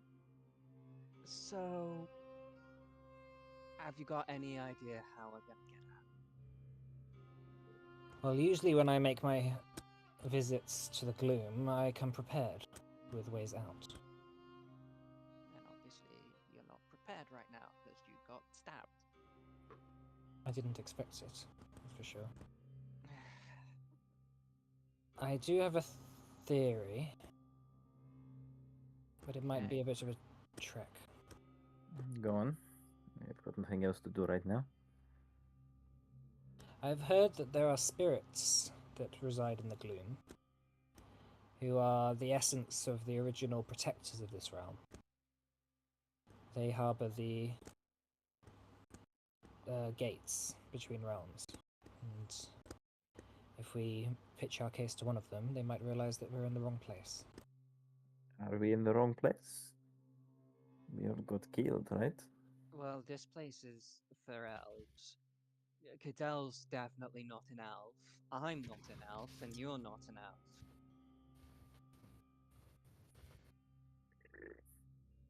Okay.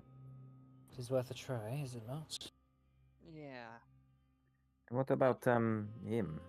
kind of pointing at the clearing. Yeah, that's where the assassin in yellow is. Well, if you didn't already know. He's the bastard that brought us here.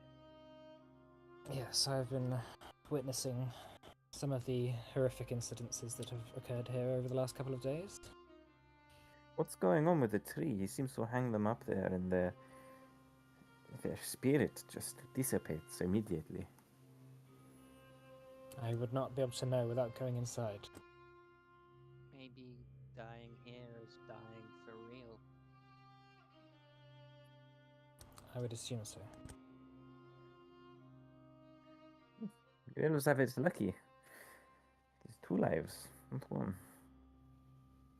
Well, it's still the same one. We were more just teleported.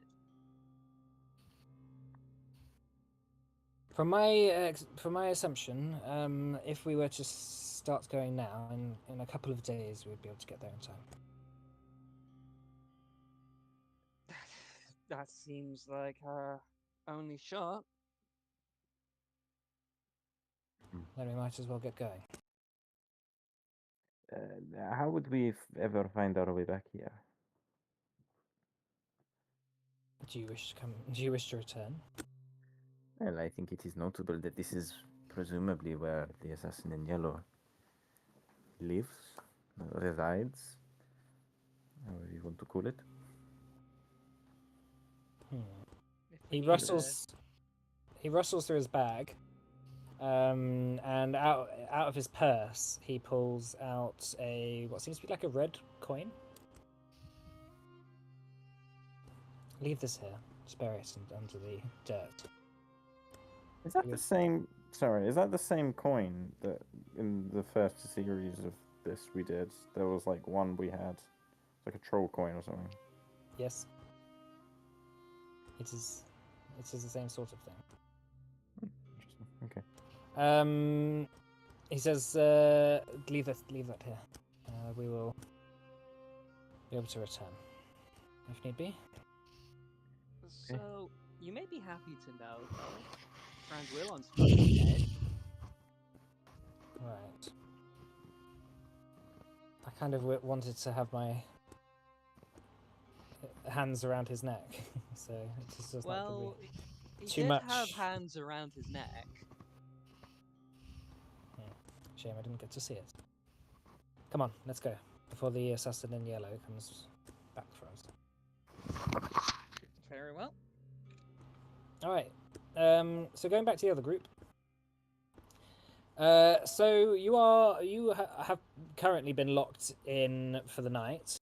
You all managed to get some rest, and the next day you awaken. It's uncomfortable. I mean, you're sleeping on basically just stone.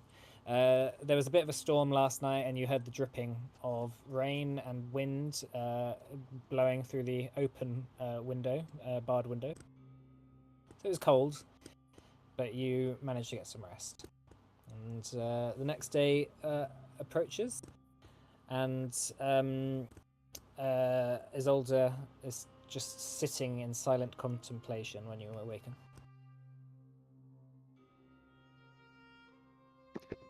Did you want to break out of this?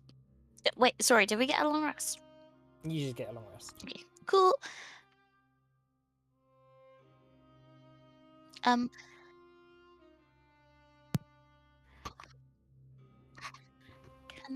Does that mean I can get back to full HP? Yes. Okay, thank you. Well, I'll allow it. Are we back at full HP then? Yeah. We were ready. You already were when you went. Alright.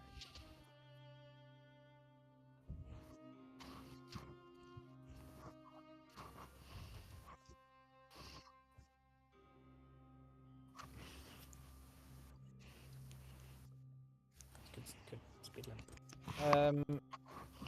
Okay. Eventually, Isolde sort of awakens as well and stands up and says, I have managed to connect with some members of the Savas. They know about our predicament.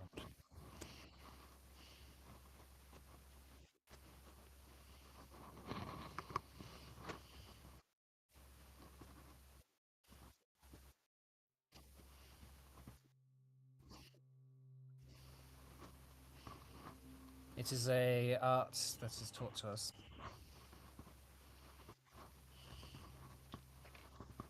I can hear someone moving around or not. Sorry, I don't know. That might be down, actually. Sorry. It's okay. I was checking you're right. I was just like, I usually put my mic up, like, even though the mute's broken, just so it's further away from my mouth, because I know you hate me being alive. Oh, fuck. Fucking great. All right, moving on. Right. Yeah. Okay, so yeah, she says it is a skill that is taught exclusively at the Savas.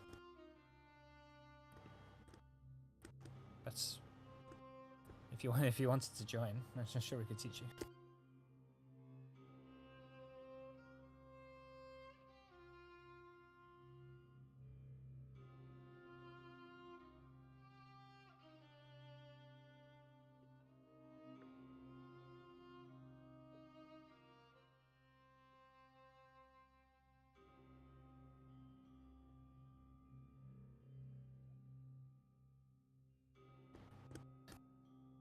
The High Lords are very often stuck in their ways. Anything that they perceive to be magic is usually frowned upon.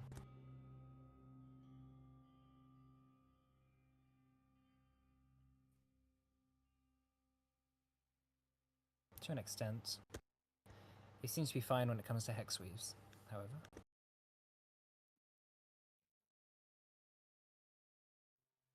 But it's not necessarily magic, it's more implementation of long-lost technology, I suppose.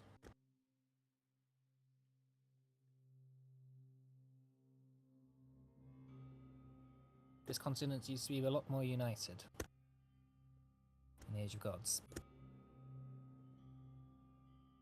They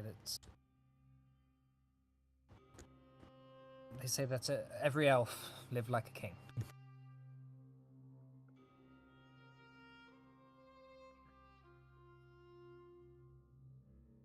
Well, we don't have kings in this realm anymore.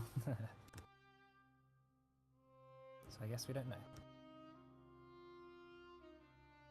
There's a rustling of keys as one of the doors opens up and a guard comes in. Just looks through the bars at you all and takes his helmet off and whispers over to Isolde in a language you don't quite understand. And her ears prick up and she looks over and whispers back.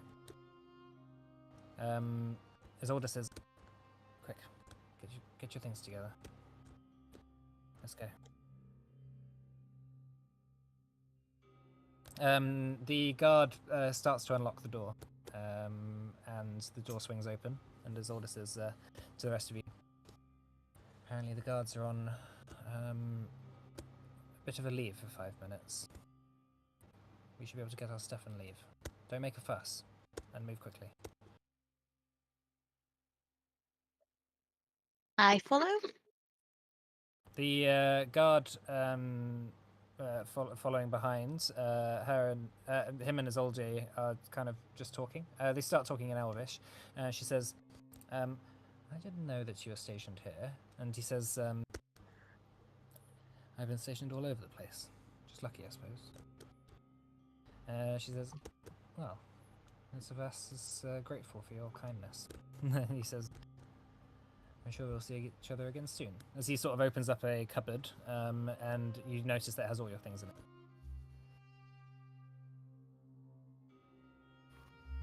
I take my things.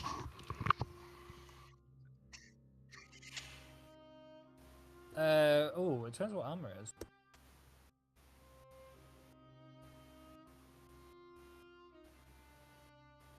Donning and removing armor. 5 minutes to don medium or heavy armor, and 1 minute to remove any armor. 1 minute to don light armor. But they have taken Henning's armors just kind of as clothes. Yeah, I don't, unless you're wearing armor. I don't know. Really? He's got studded leather armor. It's kind of just his clothing. As you...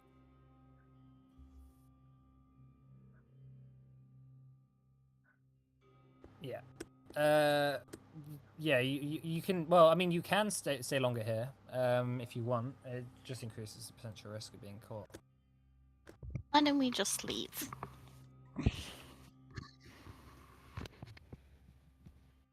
Okay, so you follow the guard down a like darker sort of side tunnel, side passage, and then there's a staircase that goes down. It's like one of the servant staircases.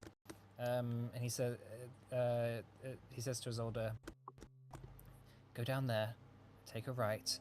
There is a tunnel. Follow the tunnel. There's someone at the end of the tunnel. They'll meet you there." And she says, "Very well. Are we ready to go?"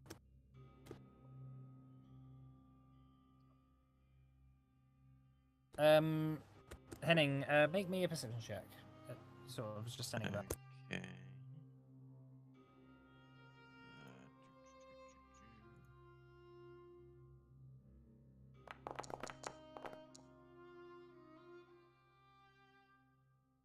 Your ears prick up.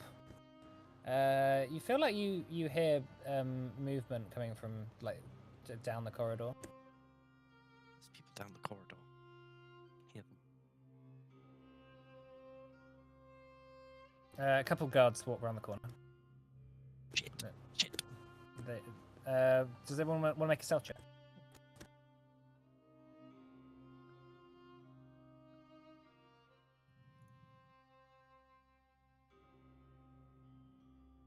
I would like to use ancestral memories.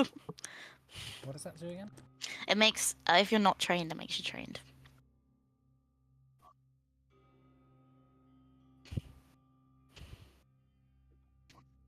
Yeah, that's cool.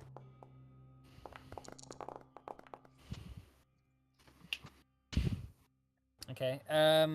You begin to go down the tunnel. A couple of the guards hear movement, definitely from Calcifer's and Hanero's stealth checks.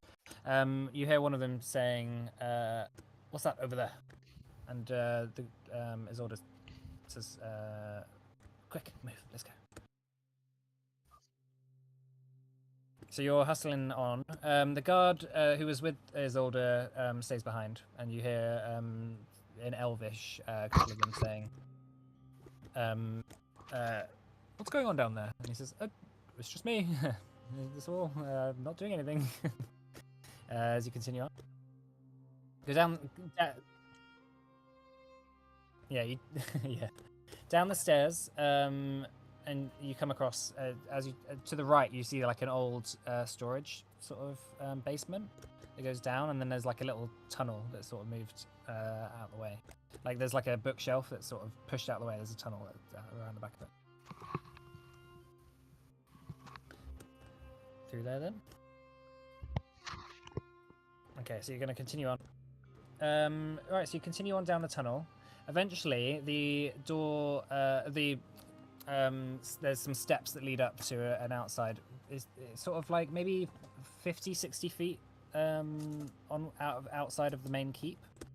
Comes out against some sort of rocks that have just been placed there to sort of hide the entrance.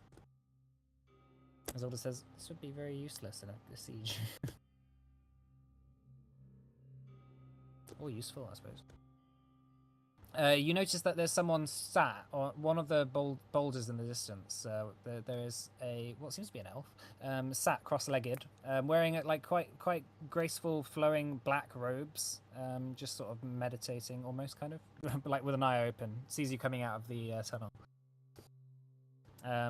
As you also notice, there's maybe like 5 or 6 others, also donned in black clothes, kind of almost like they're wearing like cloth wraps around their heads and arms, almost like they're monks of some sort.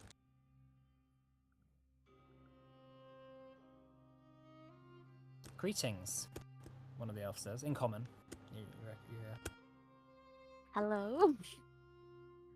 "I hear that you're the emissaries from the Adonai Merchant Company." That's us. "Very well." She stands up and says, I am Rayron.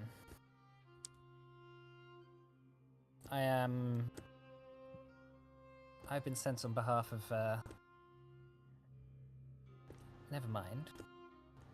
I heard that you had some other companions with you in the inn. Sadly, they fell in the fight. They fell. Yes. Well, you know what I mean. And Oros was one of them. Yes. She looks over at the others, and a couple of them not like bow their heads a little bit.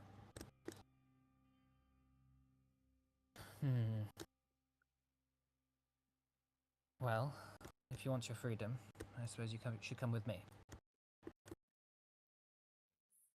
Guess I'll go with them. All right, they start leading you down the path. It's sort of like sort of mid-morning. She's leading you in further and further into the mountains. So you're sort of begin to go up an incline. There's clouds above you. It's quite a sunny day now that the storm has cleared up. As you, over the next few hours, are just being led further and further up. Isolde says, "Who are you? What's you? What loyalty do you have?" And Rayron says, "Loyalty?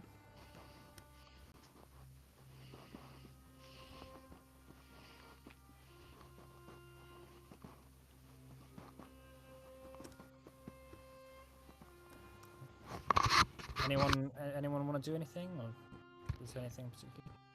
You went quiet. Yeah, well, yeah. So I mean, yes, but said loyalty. Like, what's that? Oh, I thought you were saying something after that, and I missed it. Oh, fair. No. Okay. Like, who is in charge of you? I'm in charge of us. The number of us that there are here. We serve a higher power. And what higher power is that? If you open your minds, you'll see it too. Shortly. As you begin to enter these sort of cracks and crevices of the mountains, and begin taking mountain paths on the sides of sheer steep cliffs between ravines, to the right of you as you're traveling down this path is a sheer drop of 60, 70 feet, gaining in altitude as you walk down the path. Occasionally carved into the mountain side themselves on the left of you as you pass them are these huge stone faces of elves from long ago. They're weathered. A lot of them have been mostly eroded away, and you can just make out kind of the faces. Some of them are younger, but they all seem to be bleeding this sort of black tar out of their eyes and sort of corners of their mouths. As you're going through here, Hanira, you make me a religion check.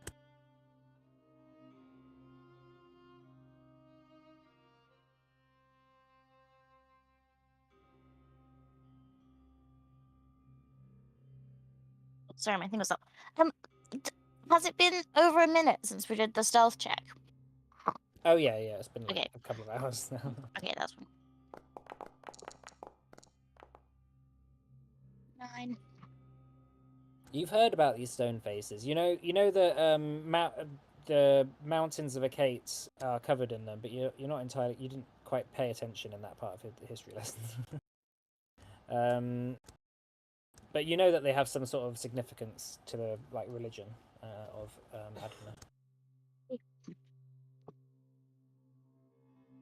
Adana. Henning, what are you doing?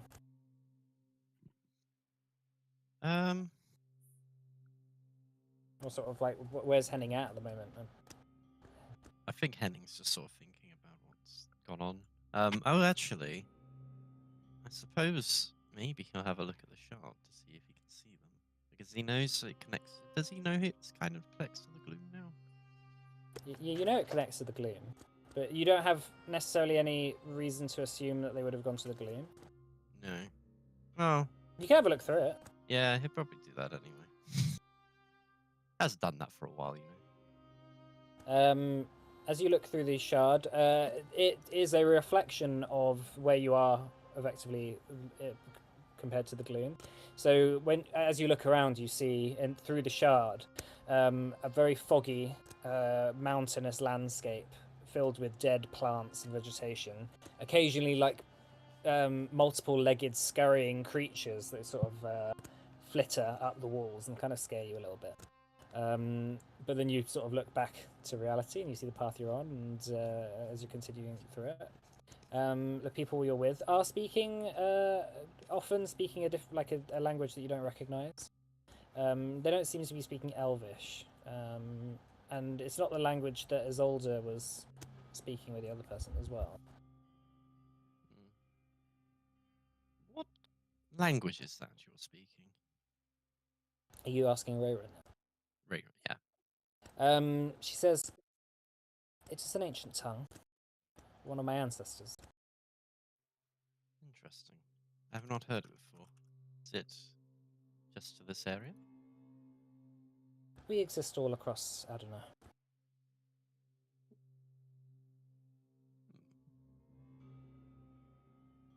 She says,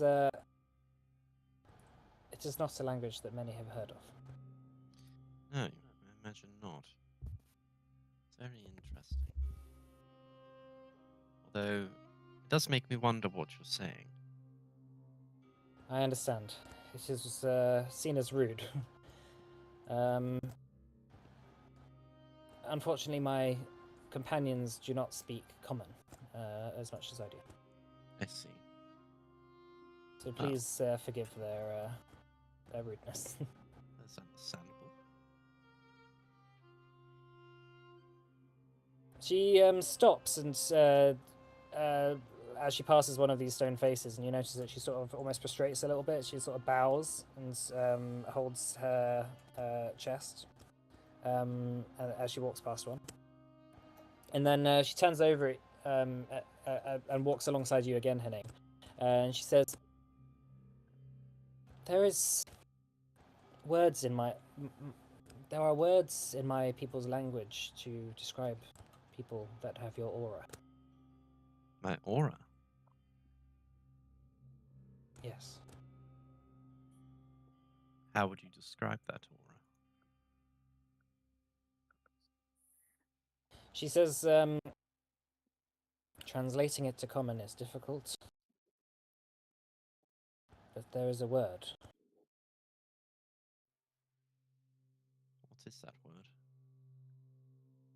Gloomwalker. Gloomwalker. You have come from the other side. So, you know I've died before. Is that what you mean? My people are very in tune with nature. There are beings that exist, that interweave with life, that not many can see. You seem to not be touched by any of them.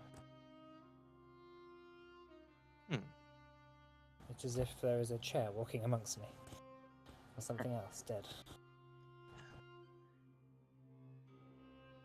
So, you feel a sort of death aura, in a way, I suppose. Well, you're a paradox. You're clearly alive, too. Well, yes. But you have no connection to nature, to the order of life. It seems that nature has rejected you.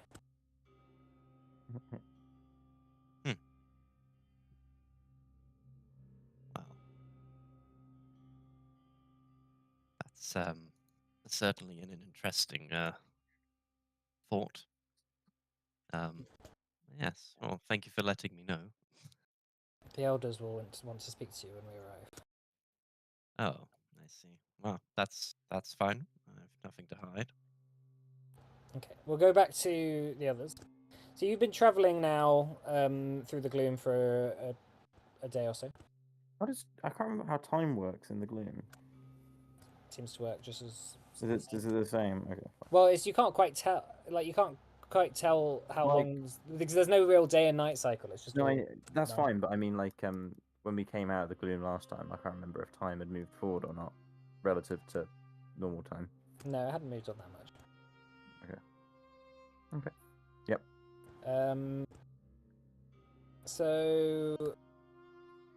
So yeah, you've been traveling through the gloom for a day or so.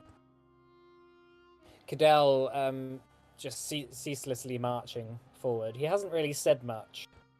He seems to be quite focused. Suddenly he comes up to like a tree and puts his hand on it and says, "Do you feel that?" Do you want us to roll something? Yeah, make a perception check. Cyan, you can as well.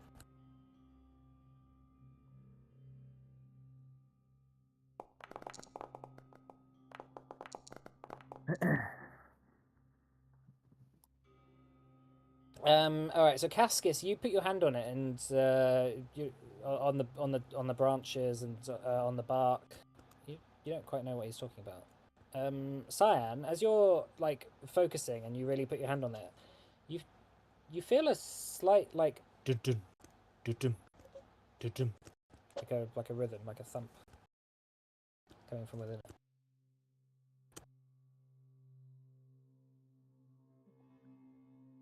This tree is alive. Is Cyan muted?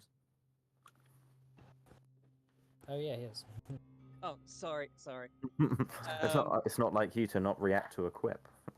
Yeah, Or quip at the moment. It's a heartbeat. Do we need to move somewhere? Up a tree? Run? Cadell says it's alive. We're meant to be looking for spirits, right? Maybe this is one? No, this isn't a No? spirit. How This is is something it- different. How is it alive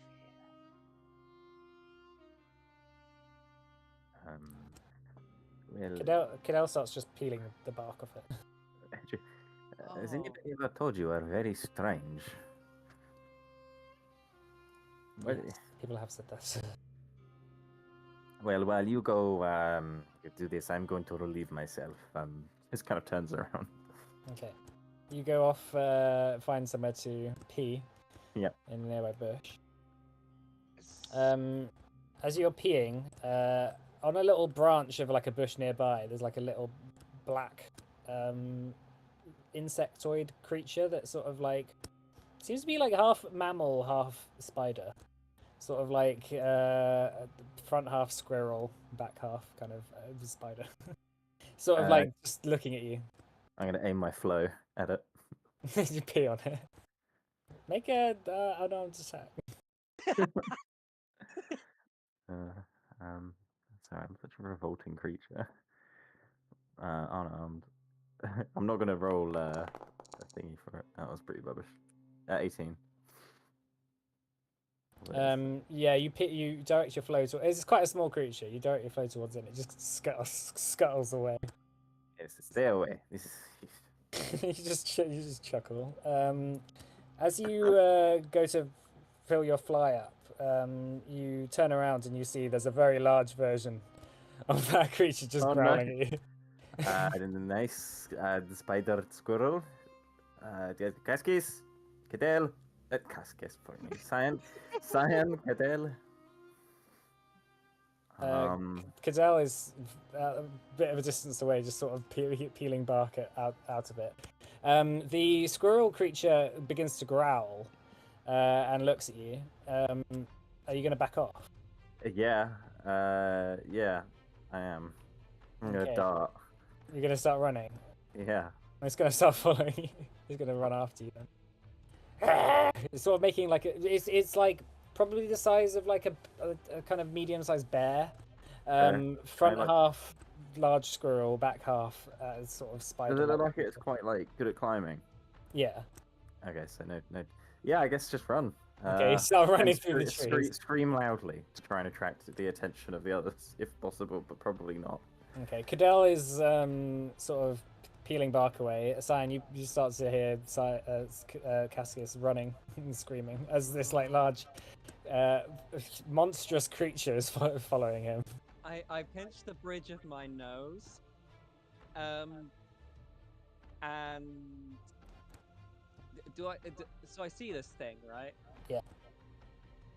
Can I attempt to cast a ghost sound? What does that do? I create an auditory illusion of simple sounds that has a maximum volume equal to 4 normal humans shouting. Okay. It has a range of 60 feet. I'm basically going to try and make like a very like loud noise to try and spook it off. Okay. Right. What does it have to do for that? It doesn't say. It just says you create an auditory illusion of simple sounds that has a maximum volume equal to 4 humans Okay, make shouting. it make a animal handling check. Okay. Is that animal Um, handling? I think it was, isn't it? I don't think I see animal handling. Oh yeah. Let's have a look. Intimidation. Fuck it. Okay, do I get any bonuses? Yeah, I'll say you get a circumstance bonus of +4. These are 4 voices. Why not? Let's do it. Plus 4. That. Okay. 23? Okay, so the creature barreling behind Cascus running. Yeah, you begin shouting. What do you shout? Just kind of loud growl. Cool. Yeah. Okay. So that's fine. Yeah. So as it runs up to you, you're shouting. Confuses it. It sounds like there's like shouting from all around it, and it just sort of gets a bit disoriented and just go on. Does Cassius interpret that as an even larger version of it? You can interpret it how you like. I mean, he just carry on running. Are you at this point? You're sort of catching up with Cadell and. Oh, okay. If I'm going towards them, then fine. I guess Yeah, that yeah. makes sense. Yeah. But he stops. He goes, "Did you hear the really big one?" That was me, you moron. The creature cowers and runs away. Right, Well, I you could think have done that earlier. we didn't hear you earlier. Maybe you should scream loud. Cadell reaches into the tree after having peeled away a lot of the bark, and he pulls out what seems to be there's a heart inside there attached to with sort of cords, sort of fleshy cords attached to the inside of the tree. He sort of pulls it sort of out of the bark. He hasn't pulled the actual cords off the tree yet. He's just sort of holding it in his hand and inspecting. What the fuck? This is not a natural occurrence. No shit. Yeah, this is very strange. I am not into this. So what's going on? I mean that this was put here. The heart was put in a tree. Is that what you're trying to tell me? Or the tree was put here? I do not know what happened here. He looks around and begins to inspect all the other trees. You notice that he keeps pulling bark off tree after tree, and again on maybe every 2 out of 3 trees he does. There's a heart. There's a heart inside, and he pulls it out. What kind of heart is it? Does it look like a human heart, or like kind of a humanoid heart? so to speak. Make a nature check. Wouldn't it be medicine? You can do either. I'll do a medicine one then, if that's I'd- right. Fine, I'll do a nature, but I have plus thingy because I have 29. All right, you both come to the conclusion quite quickly that it's an elf heart.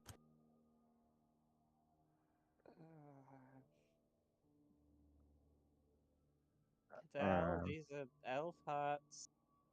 You Were can we tell not? because it's got elf ears now. Actually. Were we not attacked by trees the first time we came here? Am I remembering that correctly? Oh, that's correct. No, you were Why? attacked by trees in a different thing. That wasn't in the gloom. I was not the game. Fine, fair. You were attacked by bats and then by a bear. Okay, but they were Why? like gloom infested versions of them. Yeah, I'm pretty sure the trees were moving though when you went to the gloom. They were. Yeah, like they occasionally would like Mm. reach out. Yeah, that's what I meant. Sorry, I didn't mean to attack. Cadell, are we sure we should be messing with these? Yeah. No, I'm not sure. Then And maybe we should stop. why before have we do stopped something we here? regret. Much rather we just carried on to this guardian you speak of. Yes. It's a But- rare situation that I agree with Cascus, but it's happening. You see that Nyx seems to be transfixed on one of the hearts. And she goes up to it and she touches it, and when the second she touches it, Cyan, you get a flash, like a memory, like just Okay. come into your vision of a massive city made of black stone. The streets seem to be uninhabited. It seems that you could house hundreds of thousands of people here. Like it just goes on, and the streets go on and on and on. And they all seem to crest up to this large black obelisk-like tower at the center of it. Everywhere there is a sort of fog of like a gloom-like fog, and the sort of like aura of the gloom around it. And then Nyx's hand goes off the heart and it disappears. And she turns to you and says, "Did you see that too?" I did. What did you see? There was this great city, a black city. There was an obelisk there, or a tower shaped like an obelisk. There, it might have been the gloom, somewhere in the gloom. There was fog everywhere, quite like this fog. It's not a tower, Nyx says. What is it? It's a palace. Touch the other heart. Try the other one. She That's a good idea. goes over and touches the original one that Cadell had brought out. And there's another flash. There's these walking the streets. There are these absolutely hulking creatures with like black leathery skin. They've got these shields for faces, which seem to morph.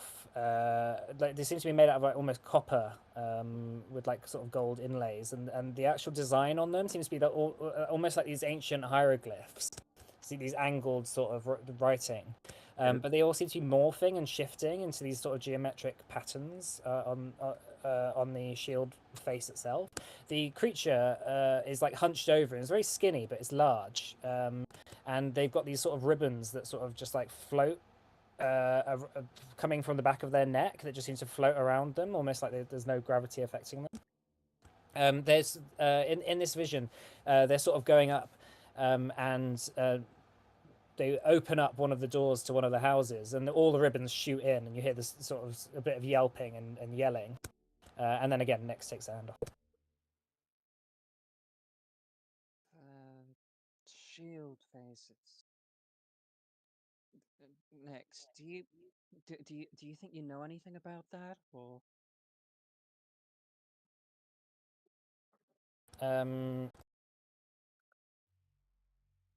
I know that they're bad. I've seen this before. You've seen this before? I know this place. Was it the same city? Yeah, same city. What is this place? It's home.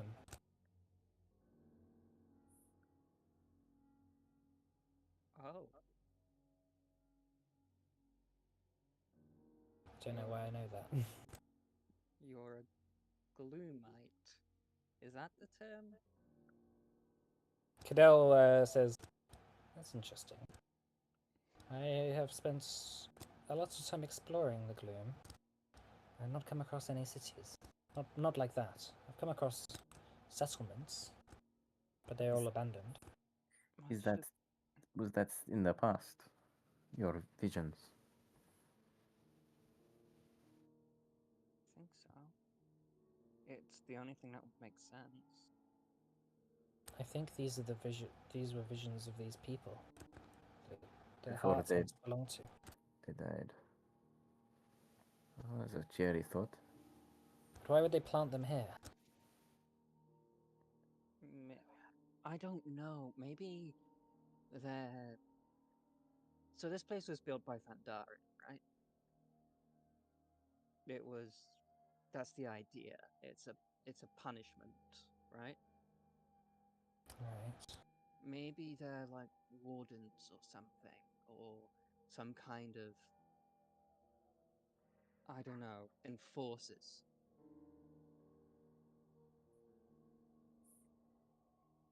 Their faces, their letters on them, or shields made of copper and gold. It, You it's recognize the letters? Are they? Do they remind you of the place we? What was it called? The tomb we very recently went to. Was it similar to those? No, it was different. different. I think they were made, and I think maybe by the gods as enforcers here, or some kind of warden or prison guard or something. But they're not okay with just having people here. They need to do something to them. Maybe they're trying to grow the realm. Okay. Well, if maybe we pontificate about these later, huh? I agree. We should continue on. Says Cadell. Should we put? Should we do something with the hearts? I do not care. You do what you wish. There are probably thousands of trees here, so we cannot spare all the time to do this. Okay. We should leave them be. So he continues walking on. So going back to the group. Mhm. So you could have continued trekking through. You've now settled down for the night, camping on the side of the road. There's not that much traffic going through this part. They're taking you through like a lot of side routes, not the main mercantile road leading that all the army and sort of squads will be going down. They're taking you like down a different passage. But you have settled down for the night, just camping on the side of the cliffs. You notice a couple of the cloth wrapped elves who are guiding you are sat around a fire. They seem to be singing a sort of song, like humming to themselves, and the rest of them are sort of joining in, like with all these different harmonies, which are making this kind of quite beautiful ambient sort of drone almost.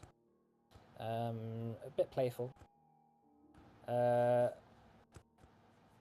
Rayron sits down and she takes out some what seems to be bread of some sort and is just eating it whilst looking over. She calls over to you, Henning, and offers some out to you.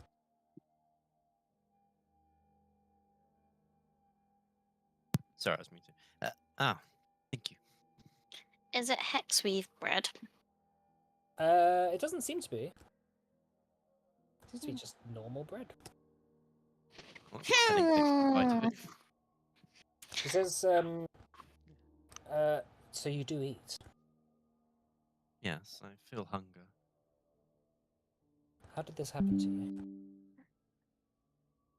Hmm. Well, since you already know a fair bit, I may as well tell you. I was on a ship on the way here.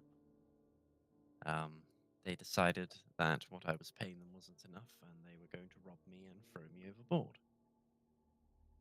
Consequently, I was obviously drowned in the middle of the ocean, and then I woke up on the shore, and well, here I am. But I do remember life leaving me, but then I woke up. It was a very bizarre feeling. Dark pacts have been known to be made with sailors overboard. Hmm. You think that may have been what happened? That I've made a dark pact? Is that your suspicion? I would beware any entities that would offer help at such a time. Hmm. To interfere with something like that, it takes a lot of power. And power always demands compensation. Well, I haven't heard from them in a very long time. I'm not even sure if they're still around. So you do know who gave you this power? Well, of course, they've spoken to me. And do you trust them? Well, not really. But I fear I may not have any choice.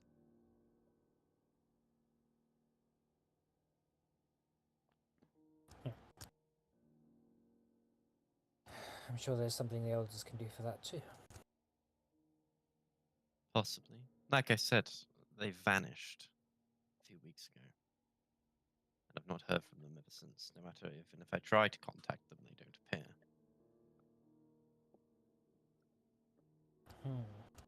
It's worth thinking about. Isolde goes and sits over with you, Calcifer, and Henera. She sits down and offers out some hexweed bread that she has. I have a munch. I'm gonna refocus my spells as well. Cool. She says, how are you two holding up? I'm sorry about the loss of your friends.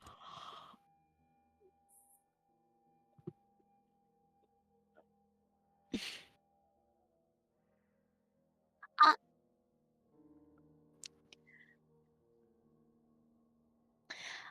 I feel like I should be grieving, but so much has happened. I just haven't had the time, and I'm suspicious because Suspicious? their bodies just disappeared. Whereas usually when people die, they uh,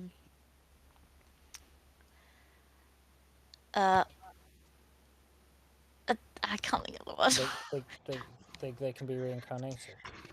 Yeah. It has been a long-established knowledge of Shadesteel Blades that if you are slain by one, there is no coming back. I'm sorry, but it doesn't look great for your friends. Nor Cadell either.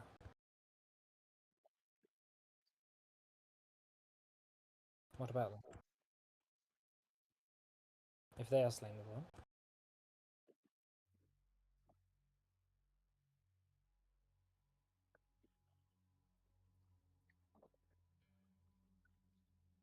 Who? Oh, I see.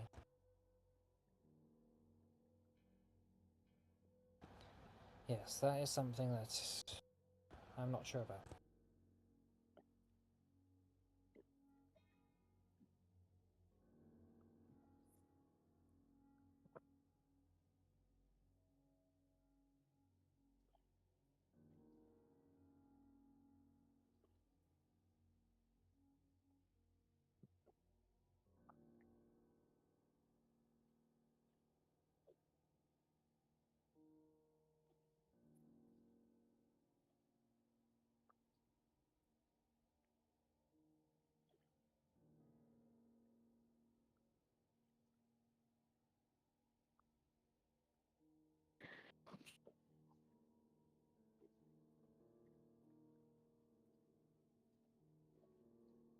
Not marbles. Not like that.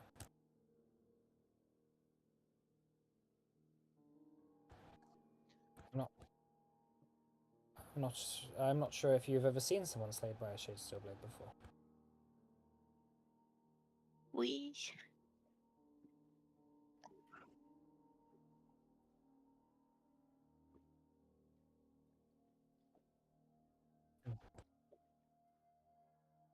Usually turn to water.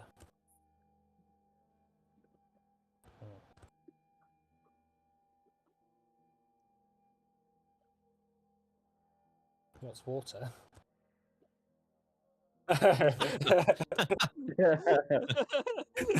What is water? You orcs. I only drink ale.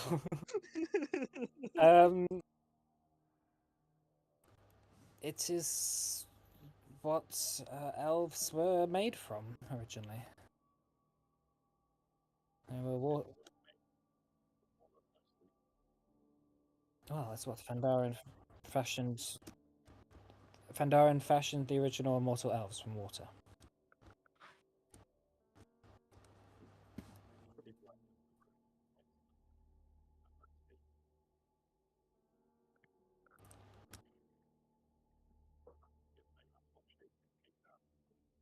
Well, the myth is that elves were made from water, dwarves were made from stone, humans were made from earth, and orcs were made from fire.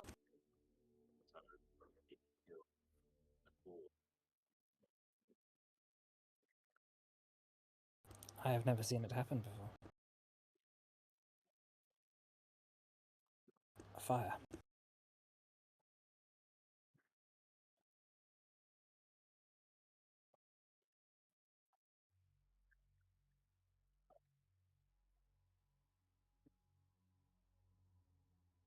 Did Cascus became marble? Sorry, I'm not here. But just to check. Yeah, both Cascus and Cyan turned into black marbles. What about halflings? The myth doesn't go that far. What about cats? The only other one I know of is Aarakocra, which are obviously air. I've never met an Aarakocra. Have you? They do not tend to live around here. Is it true they can fly? That's what I've heard. Hmm. But it's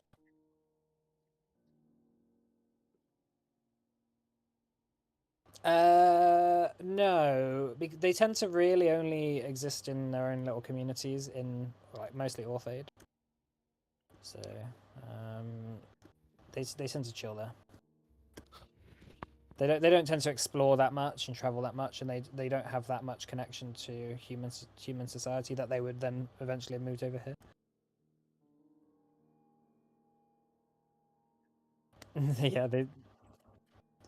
Well, they like perching, don't they? Right, is there anything anyone wanted to do? This is the last little bit before you get to level up.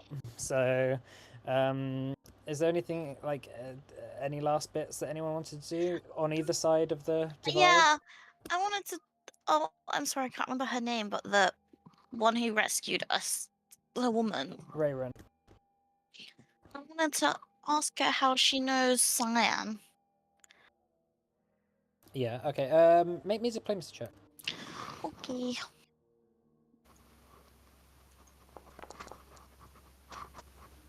$19. So you ask. So how do you know Cyan? Yeah.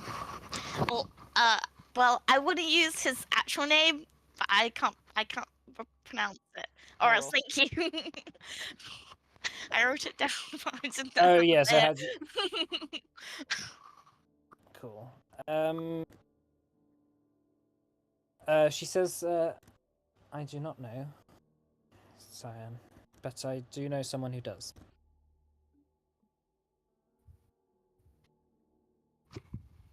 Who? That would be his father.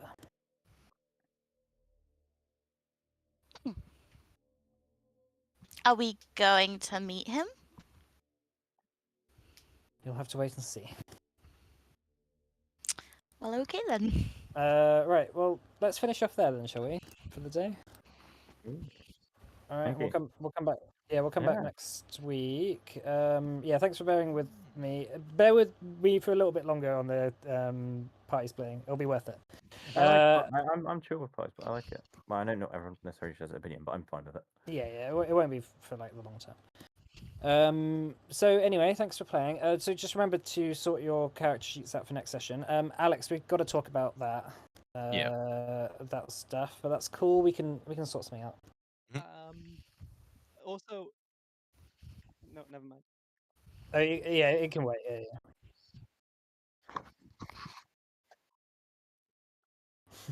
See you later, toilet.